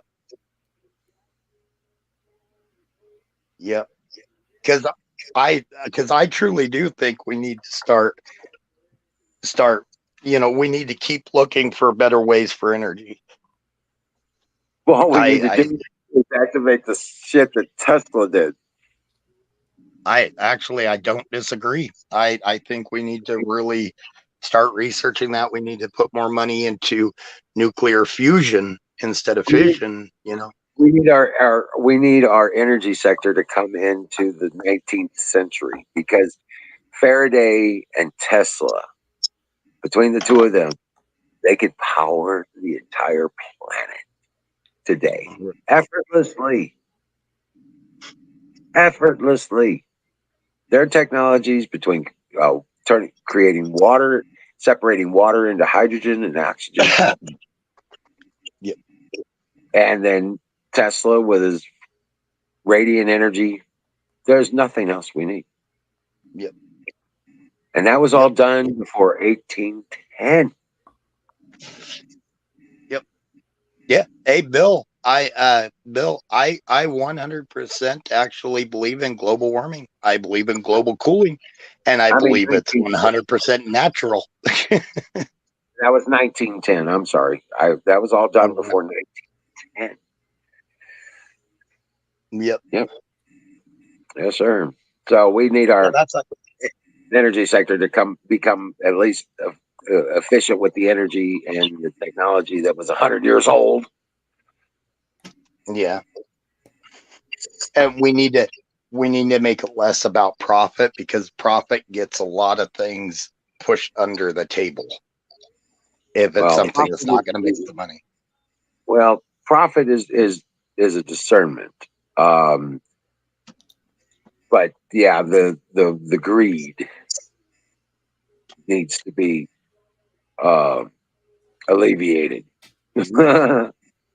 Yeah. And the only way that's going to get alleviated, gone bye-bye, is getting Satan off the earth and into the pits of hell. Yep. I agree. And Satan right now is greed. I think he's pushing greed. And it's so frustrating that it gives capitalism a bad name, because we're supposed to be a free market society, and instead of standard, what's that? We're not supposed to be a capitalist society. We're supposed to be a free market society. Right. And even capitalism, the first step of fascism. And even capitalism, if it's Yeah, and if it's based on a free market, isn't so bad. It's this crony capitalism we have right now that is a problem. It's the yeah, it's so frustrating. all these isms. Yeah, but I agree. We were created not as a capitalistic society. We were created as a free market society for everybody to have an equal opportunity to get into that market. And we do. It's just harder for, I mean, let's face it, you and I breaking into things, it's harder for us to break into something than it is a billionaire. Well, right, because now you need capital. Now you need to, you have to pay for your entry into the market. You have to pay for this and that. Instead of just making your stuff and selling it, now you got to pay for a patent. Now you got to pay attorneys to fucking legal fees and all the fucking bullshit. It's capital. In other words, if you have the capital, you can pay off those that'll make it available to you. Mm-hmm. Instead of being able just to make your shit and sell it. Yep. And it's still, the opportunities there is just going to be a way longer road. if you don't have those with the capital. Yeah. That's what it's all about. It's controlled with those with the capital, with the money in their pocket. That's the big difference. Free market, you build your shit, you sell it. If you sell enough of it, you do well enough making it, you can expand your operations and make more of it to sell more of it. Yeah. I'm not going to disagree with you on any of this because you and I are pretty much have always been on the same page with this one. And a lot of it is with what we do because we've seen it firsthand. Yes, sir. It's it's extraordinarily frustrating. And I've operated businesses from automotive restoration all the way through general contracting and computer service technician, everything, communication engineer. I was always contracted with all that tech shit. Well, here's a key thing that has the type of capitalism we're in right now. It shows some of the corruption in it. You can build a house out of wood with codes, but if you tried to build a sod home, you could not do it under code, even though there are sod homes still standing that are 10 times older than wood houses that are completely rotted to the ground. That sod, at most time, adobe, clay adobe and everything, that adobe is actually a better building material. Yep, the clay especially. But making a ceramic house. Yep. But when you buy the land, you've got the clay right there, so nobody can make money off of it. So the codes make it to where you've got to spend money buying from somebody else to do it. And that's what frustrates me about a lot of codes. Codes are pretty much set up by your lumber industries, your steel industries. They're all lobbied to get those codes into place. So you can't build with Adobe and whatnot in a lot of places. Such a frustration. Yeah. Hell, you can't even cut down the trees and make your own wood. Yeah, because if it's not stamped, yep. That's insane to me. Because it's the same stinking wood. You could have a hardwood. You could cut down your oak trees, build all your framing for it, which is going to be stronger than a fir. And you're not going to be able to do it unless you pay a lumber company to come in and grade and stamp all your wood because they're still going to make money off it. That's the only way you can do it. Yeah. So stupid. Well, that's why I don't live in those places. Right. Love that I live where I live because we don't even have a building code inspector. There's no building codes in my county. And I do not participate in a city of.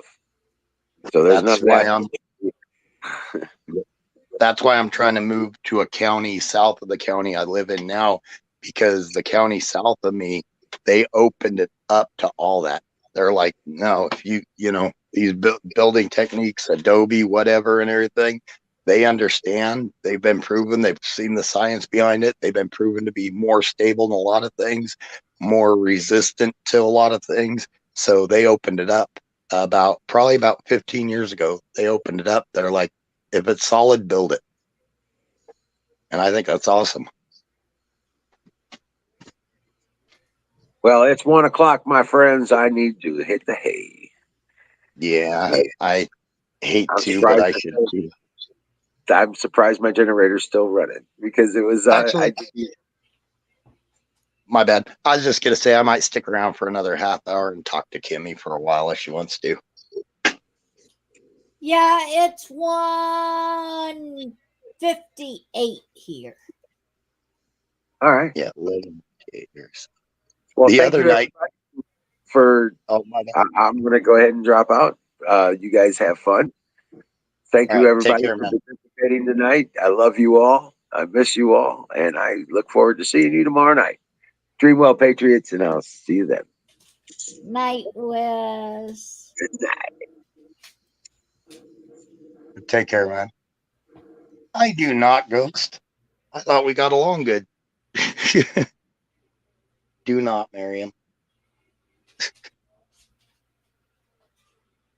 Jeez, crazy people. The other night, Canoe and I stayed up and we were on talking at 3:00 my time because I didn't think I had to work the next day.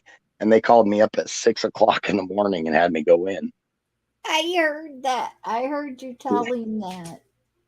Oh, that Before was a I come long up day. with everything, I listened and never and didn't pop up right away. Yeah. So I'll go for a little bit more tonight, but just in case, I'll get some sleep. Yeah. Because supposedly I'm not supposed to go in tomorrow, but it's hard telling. Yeah. And I know I can't do my own thing because we've been getting wind and working with metal siding and metal roofing, and the wind just doesn't work out. Yeah.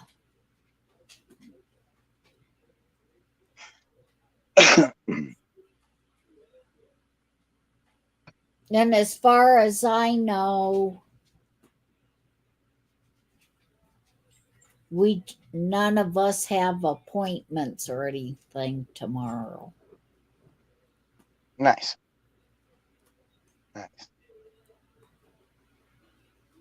Because today it was for Corey and Charlotte both had to go to Fremont, so we had to be out of the house by 7:30 this morning. Right. Because they had to be in Fremont for their appointment at 8:00 in the morning. So, yeah. I always have to, I pretty much hit the chiropractor, especially when I'm really busy. I hit the chiropractor weekly anymore. Mm. Oh, Bill, don't take that as an insult. With everybody, I always ask for information to back it up and that's just because I want to have the information behind it to get my own opinion.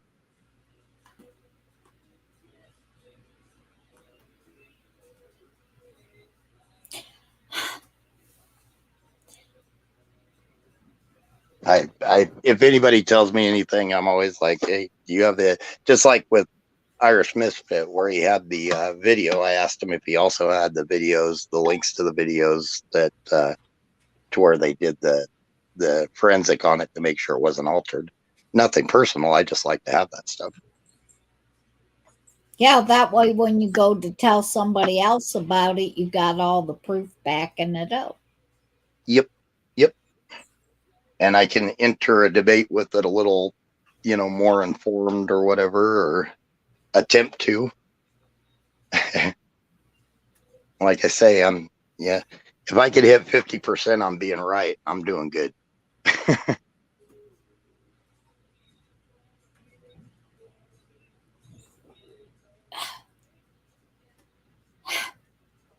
So did you guys get some of the rain there that Emerald got? No. Well, I can't say that. Miriam. I didn't get it here far as where I'm at, but when we went into into Fremont, it looked like they had a lot of it. Oh, yeah. Yeah. We ended up getting just a little bit of rain. It sprinkled like through the night and then a little bit into the morning. But then, like around 3 or 4 o'clock, we ended up getting a snowstorm that moved in. Didn't expect that one.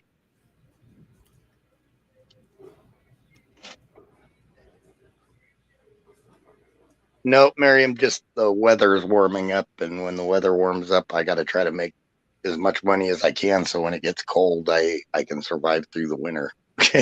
So I've been scarce for everybody. Yeah, I'm scared to come visit. You could come visit, but I'm at home so rarely, you probably wouldn't catch me.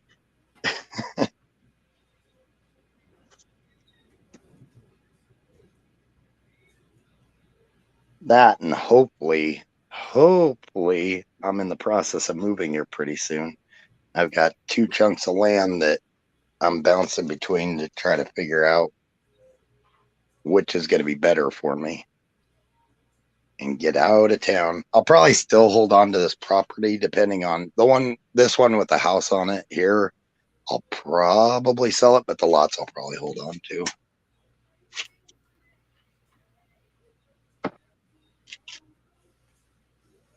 I know she came all the way here, Bill, and I'll try to make it to Emeralds or something. But in the meantime, yeah, not a lot of spare time. You going to Emeralds this year, Kimmy? I'm hoping to. Nice. Yeah, me too. I want to try to make it down there this year. Be good to put a face in person to a lot of the people we know online. You know what I mean? Yes. Yeah, because when went down there last year, nobody showed up. It was just the 4 of us. Yeah. Yeah, and I felt bad. Worst part is for me, it's like we ended up figuring out it's like a 12 and a half hour drive one way. And it's right in that warm weather time to where I'm pouring and putting metal on. So it's like, oh God, so I was doing the math. It's like, that's going to be several, a couple days at least. It's like, oh, it's going to, yeah, I'm bad about it. It hurts to lose money. Well, and the other thing is that with everything with sick Pat and stuff was supposed to be there and had to end up leaving him go and all that, and I know that it was hard on everybody. Yep. Yeah, we all still miss Pat. He was the one that when arguments would happen, he was able to reach both sides and put everything back together. Yeah. And I've tried and I make it worse. I don't have that gift. I don't either, but I sat back and listen and if I think I can help, I pop in and try. Yeah. But yeah, I used to sit here and listen to him, how he would listen, I watch him, and you could tell when he understood both sides. And then if it kept going, he pop in and could explain it, both sides. Right.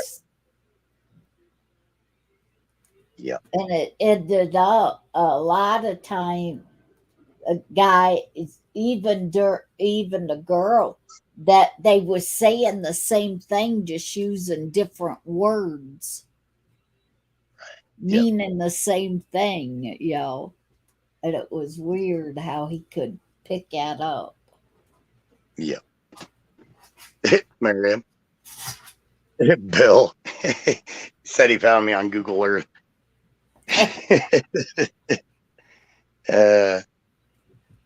I'd believe you, but I'm you probably didn't even find the town. I've never let that part out. Take care, Bill. Have a good night. I've let known the area within probably about 100-mile radius. Miriam claims she knows where I live too. I have a post office box in one of the towns. They might have found it, but it's not the town I'm in.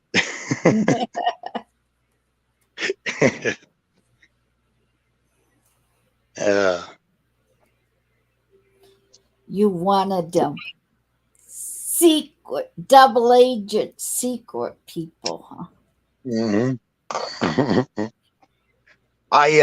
When I was in my 20s, I met somebody online and was talking to him, and it turned out that they were from probably about, I'd say 150 miles away or so. And they showed up at my house and had nowhere to go, and they wanted to move in. And I was renting the house at that time with my cousin and my best friend, and they wanted to move in and everything because they said they had nowhere else to go.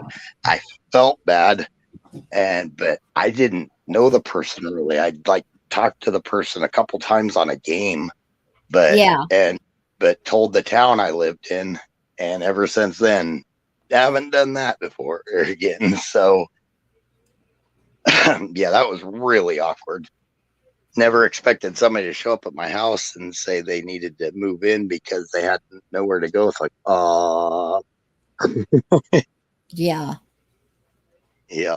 So, and you don't know the person. You don't know if they're really just needing the help or if they're there to, whatever. So, yep.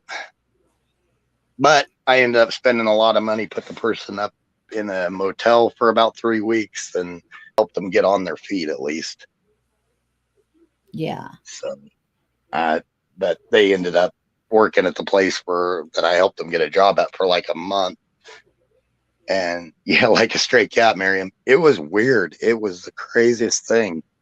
And the guy's name was different than what he said it was on the Sing's worth millions. I wish. Sing's broke. Sing is very broke. As soon as Sing gets money, he spends it, and he's got to quit doing that.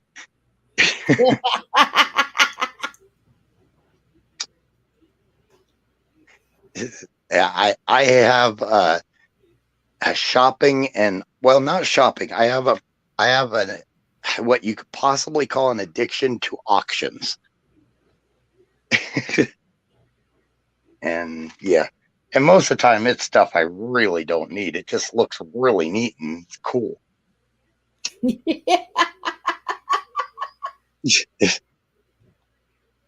And I end up with it and trying to figure out what I'm going to do with it.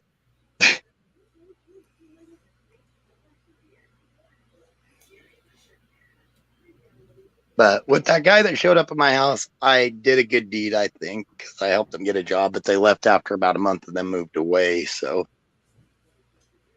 I think they just got the check and were able to move to go whatever. So, I love estate sales. Oh, Miriam, I got to stay away from estate sales. Is how I ended up getting into collecting gemstones, and that's I haven't done that for years though. I don't make that kind of money anymore. So when I worked on the rigs, I could do that, but now I can't. But yeah, I like estate sales. They've got collectible coins, gemstones, stuff that make you drool. And then you end up spending a crud load of money and leaving with something the size of a little pebble.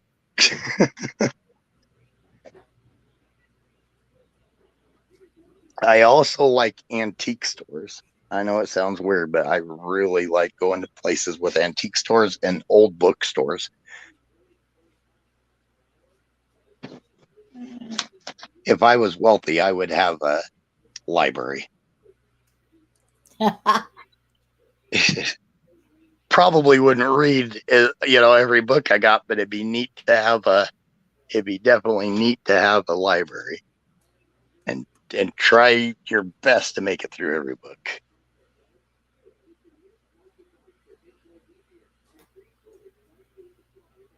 I also recently ended up with some old cars. I went by a place, I was delivering some cement, drove by a place, and they had like old 40s and 50s cars out there. And just out of the blue, I swung by and asked if the guy was interested in selling them, kind of cheap as could be.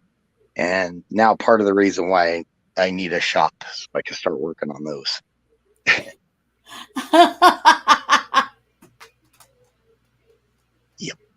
Yep. That's so I think you guys get the level of my addiction. I got issues. It seemed like a good idea at the time, and now I got cars and nowhere to put them.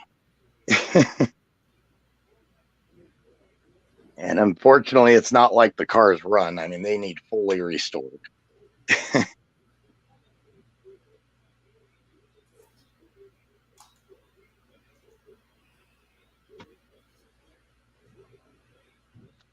I think antiques are universal. I think especially for like all of us and Kimmy, I know you grew up in the country too. Yeah. I think all of us that grew up in the country just have a love for antiques. Yeah, because there's always a memory in it.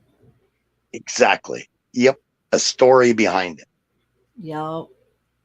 Which makes it that much more interesting, that it came over with this family from this place or something like that. And that's why I like the estate auctions more, because usually that's the family it came over with, so they know it. Yes. Right, Miriam. That's as my family always tells me, I've got an old soul, is what they say. Yep. I think that's a compliment, so I go with it. Yeah, it is. Cool.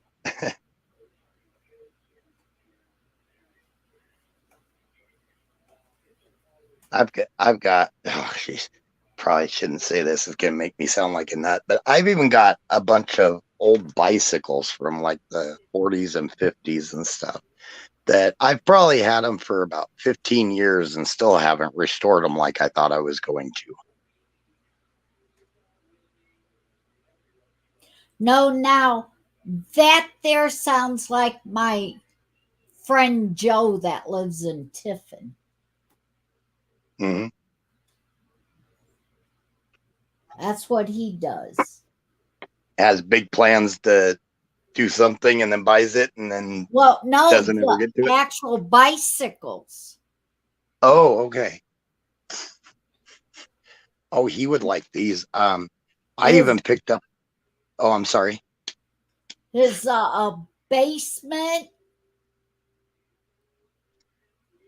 There's a room in the basement behind the washer and dryer room that he has all kinds of old bicycles hanging from the ceiling.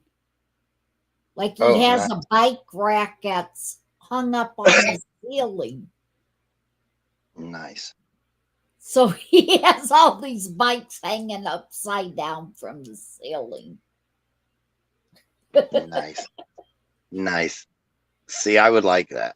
And that's part of the reason why I want to shop. I would like a big shop to where I can do the painting on them, and some of them I wouldn't touch painting. Like I got an old Schwinn. It's from the late 50s, and no kidding, I only paid $10 for that bike. and it's got the original paint that's almost perfect on it. And in the right market, those things go for a lot. My problem is I get attached to even inanimate objects like a bike, Yeah. and I have trouble getting rid of stuff. Oh, yeah. And that's another issue I got to get over, because like with these cars, my plan on is to rebuild them and then sell them to make some extra money. But then I, will have like one of my nieces and nephews help me restore it. So then it becomes kind of a thing we did together. So I have trouble getting rid of it. Yep.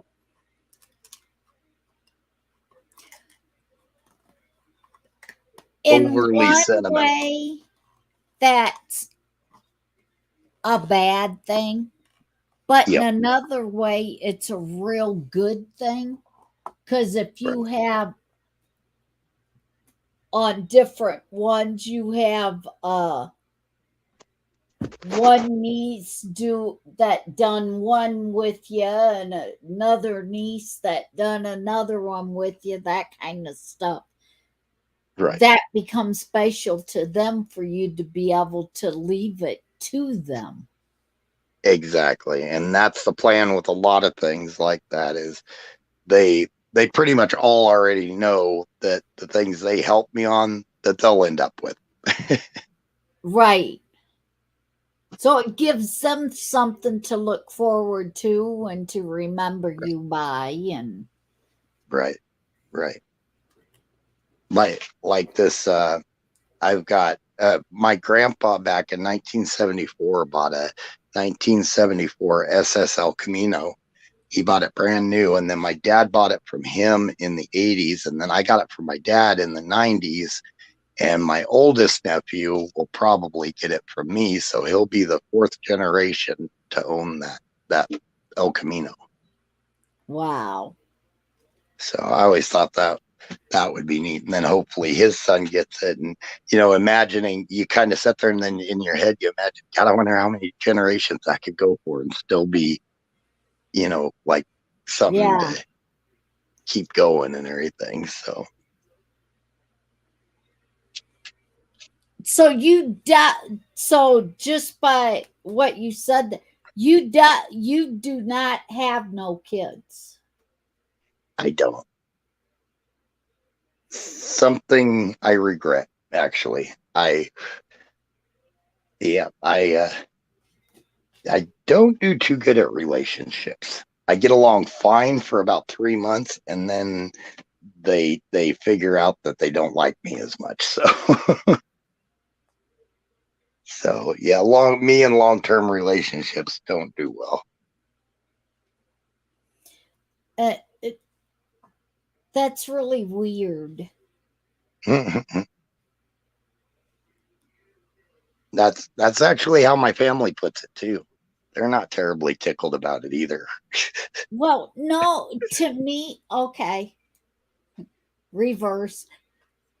The reason why it seems weird to me, because before I met Ryan and got on the chat and started talking to you guys, Yeah. I didn't realize how many guys has said that. Yep. And not married, or if they got married, it ended so quick that they was never no kids, or never want to get married and never want no kids type stuff. Yeah. And the weird thing to me is because that's how sick Pat was. Yeah. And you and oh,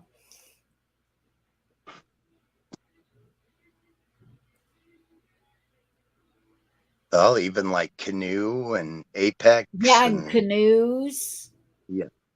probably why we all get along so well. We kind of understand each other. And see, with me, the closest I ever came to getting married was in my mid-20s, was engaged for a while. And that was like dynamite in the face, how that ended up turning out. So that was the closest I ever came. But it is regrettable. I do wish I had settled down quicker and wasn't as wild in my 20s and part of my 30s. And because I've got friends that are like, one friend's a grandparent, and he graduated with me. So that's pretty insane. Yeah, but it's just,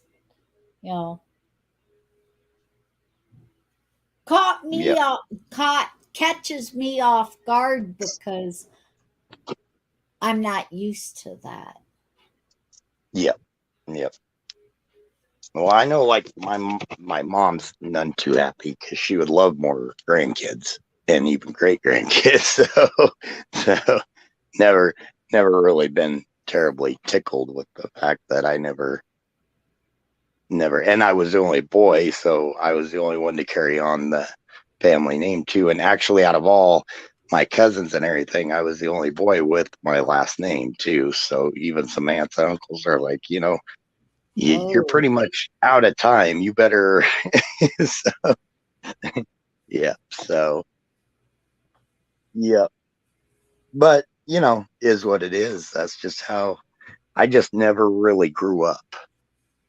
And I don't think raising a kid would have worked out well. Right.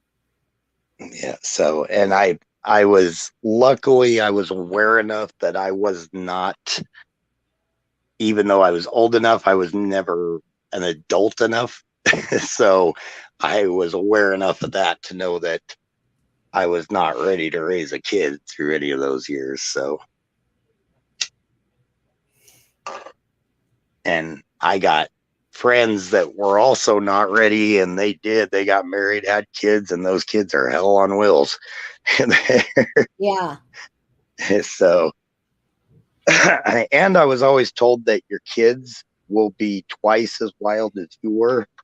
And like I say, I won't tell any of the stories live on this, but I had a streak. If my kid was going to be twice as wild as I was, that's horrifying.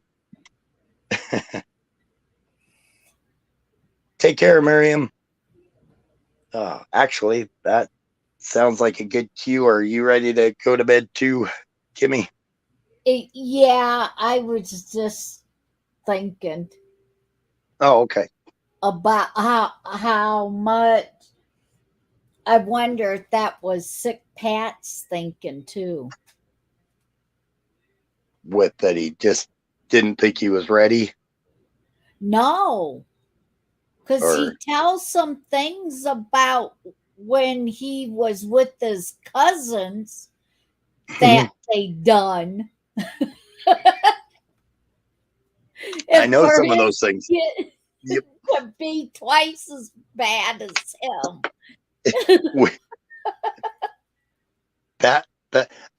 I grew up with older cousins too that got me into a lot of trouble. And actually, Pat and I traded some stories through whispers and everything about his cousins were ornery like mine and got him into equally trouble as mine did with me. So, yep. So you had them kind of thoughts about kid's going to be twice as bad as me. Yeah, that's the thoughts Sick Pat had too. and it legitimately, especially in my 20s, it legitimately horrified me thinking that. So, because to say I'm lucky to be around is an understatement. We just drank and partied a lot, but God, the stupid stuff we did, it was just, it's amazing any of us were around in my group of friends and cousins. Right. And from the stories that Sick Pat told me about his cousin, it was like running to Las Vegas and running to different country to where he couldn't go across, to Canada and stuff, because he Yep. already got in trouble. And we had I know a couple of the stories about moonshine and drinking way too much moonshine and ending up not remembering how you got to places. Some of the stories about that, and I had similar things. That's why when people bring up moonshine, I tell them how evil moonshine is.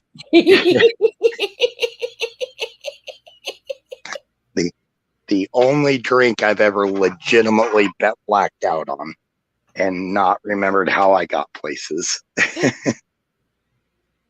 and one of those times it was in my car and none of us have any idea who drove, and we were about 3.5 hours away from where we started. Whoa. Yep. So to this day we figure somebody drove us home, and that's what we decided because we didn't even want to think about otherwise. So yeah, never did find the keys to that car. I had to have a set made. That was another Now, weird wait thing. a minute. You guys ended up home. Yep. And we were actually with the car being home and no keys. and no keys. Yep. Whoa, that definitely somebody took you home. That's what I think. And then they kept the keys to make sure we didn't drive anywhere. Yeah. So, but we were, that was the first experience with homemade shine. And that was, and unfortunately I didn't learn my lesson, and there's other stories with moonshine. It was either somebody else drove you guys home or you got alien abduction and got dropped off there. They gave us a ride home, right? Yeah, we were so drunk off of that pine shine, we could have gotten probed and never known. They wouldn't even had to erase our minds. It was already done for them.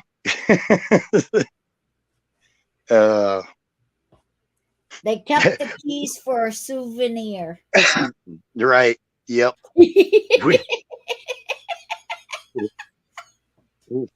One time we were up at a guy's house that had made some homemade tequila, and he was a Spanish guy we knew, and my cousins and I went out there, and several of my friends and everything.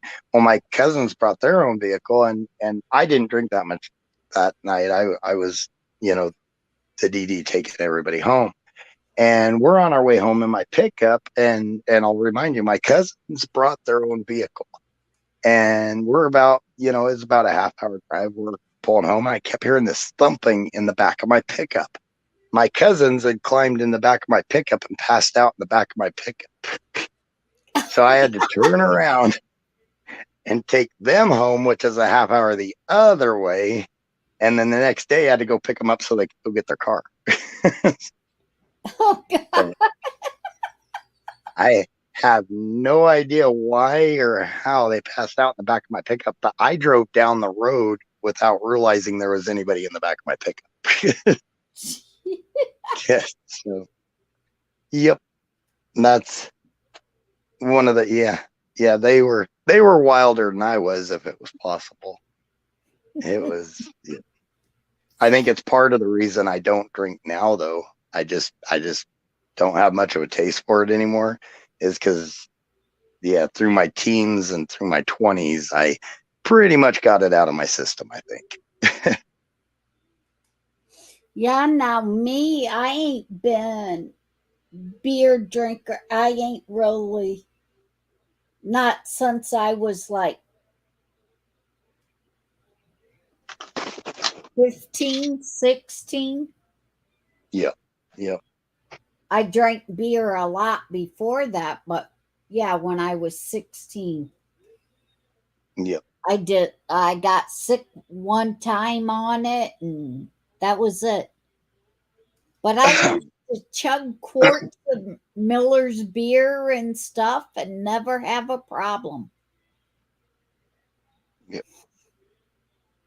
Now, beer on its own, I'm okay with. I can't. I could never mix beer and whiskey. It would make me sick. A lot of the people that do shots with their beers, I could never do that. It would just make me, yeah. Ugh. But I could drink either one on its own. Mix the two. Yep. Yep. If I went to a bar and started on Jack Daniels, I stuck with that kind of drinks. I would not touch no beer. Same here. I had to stick with. I could drink them all on their own, but now there's certain drinks like Jim Beam and Jack Daniels. Even though it's been probably 20 years since, I got so drunk off of those two things at different times that even now I can smell it across the room and it'll start to make me sick. Oh my. It just, yeah. Except we, the Jack Daniels was also caused by Everclear, because we got drunk on Jack Daniels, ran out of Jack Daniels, and we had the genius idea to start taking straight shots of Everclear. Oh my. And that didn't help with the Jack Daniels.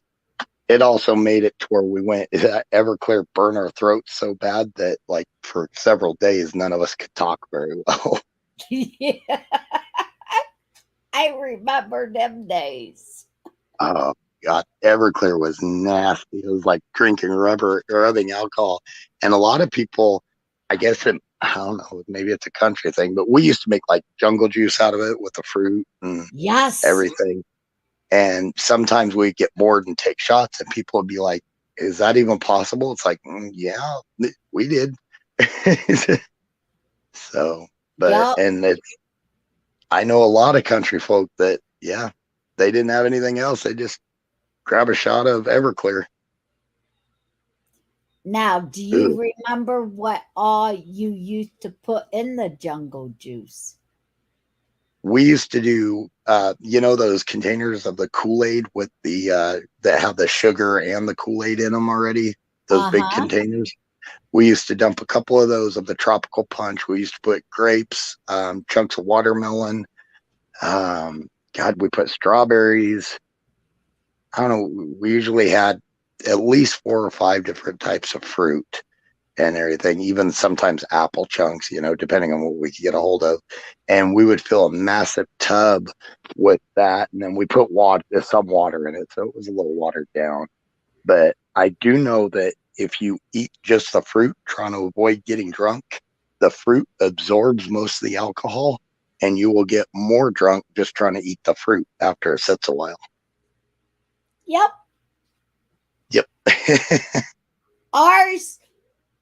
One of ours used to be a big old one of the round barrels that I forget, some kind of feed or something would come in and cut them suckers in half and use them for horse watering troughs. Yep. And that's what we used to snatch up to do our jungle juice in. Oh yeah. Yep. Bottle upon bottle of Everclear, and you'd end up with a good anywhere from 10 gallons, depending on how many people are going to be there. You'd have 30 gallons at some time of jungle juice. Now, it wasn't how we did it. It wasn't like straight bottles of Everclear, but like with 10 gallons, for every bottle of Everclear, you probably did about twice that in water to put with it, is what we did. And then did it that way. We didn't do straight Everclear with it. With ours, now that there made that way was more for a family type party. Yeah. Didn't get you there as quickly. Right. That was more for the family type parties. Mhm. But our Halloween parties and just biker parties, pig roasts, that kind of stuff. Yep.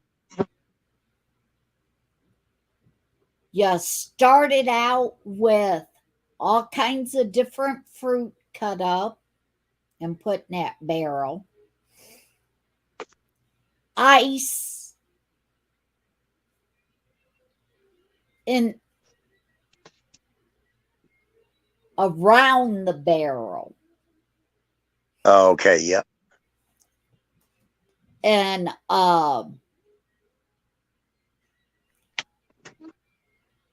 you would put in some Everclear and you would make a batch of like the Kool-Aid.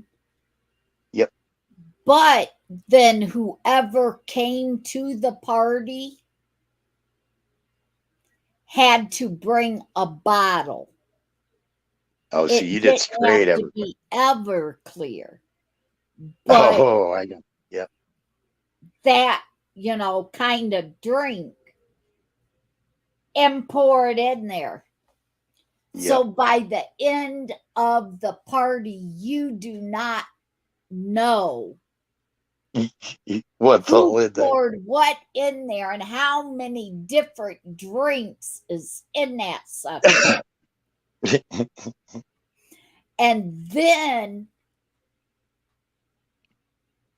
after everybody's kind of calmed way down and everything and people's passed out, Right. if you're still awake, that's when you get to start eating the fruit. And when you're really going to get drunk. And you wake up in the morning and everybody's eating that fruit. That's their breakfast. Yeah. Starting the Now, day that's off a quickly. hell of a good party and a hell of a good biker stuff. Yeah. Yep. I do miss some of those. Like we'd have bonfires and like you say, you'd roast a half a pig or half a Yep. beef, or do the ones where they would get the wood burning and get it coals, and then they would bury they put it in a burlap sack and they bury the half a pork or Yep. whatever and let it cook that way and stuff. And I miss a lot of those. Yes. I ain't been to them kind of parties since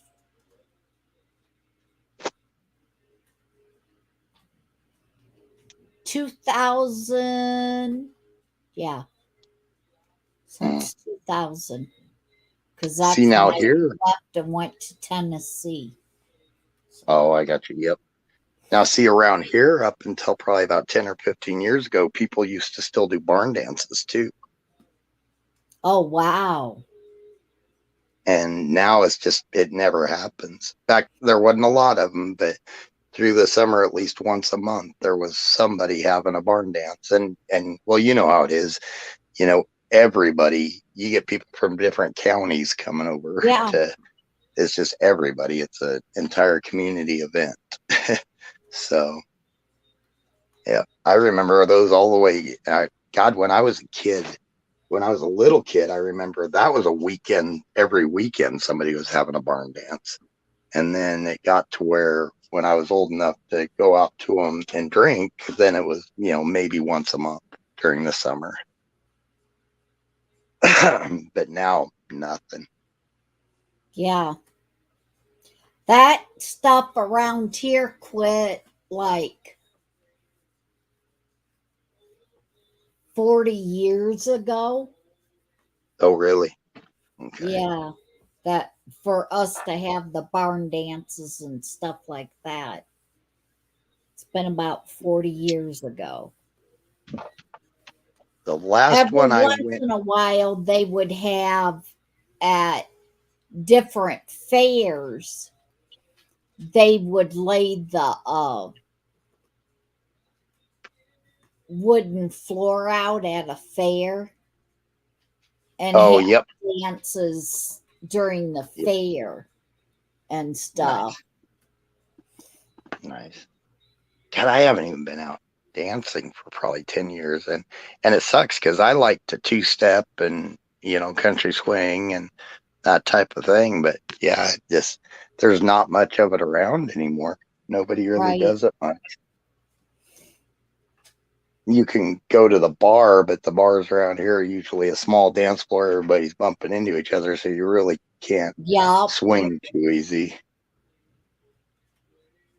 But yep, I definitely miss that type of stuff. I'd like to get some land and build a barn and start doing it again. Just do it on my own. Yeah, really. But I hate to run on you, Kimmy, but I probably better get some sleep just in case they surprise me and call me in again. Yeah, in case you get that surprise phone call again. Yep. The last time was not a well received call. But everybody in chat, I hope you have a good evening. Kimmy, always wonderful to talk to you, and I hope you have a good evening. You too, hon. Night, night. We'll see you guys later. Bye-bye. Night chat. Looked like Miss Miriam was the only one. She left a while ago.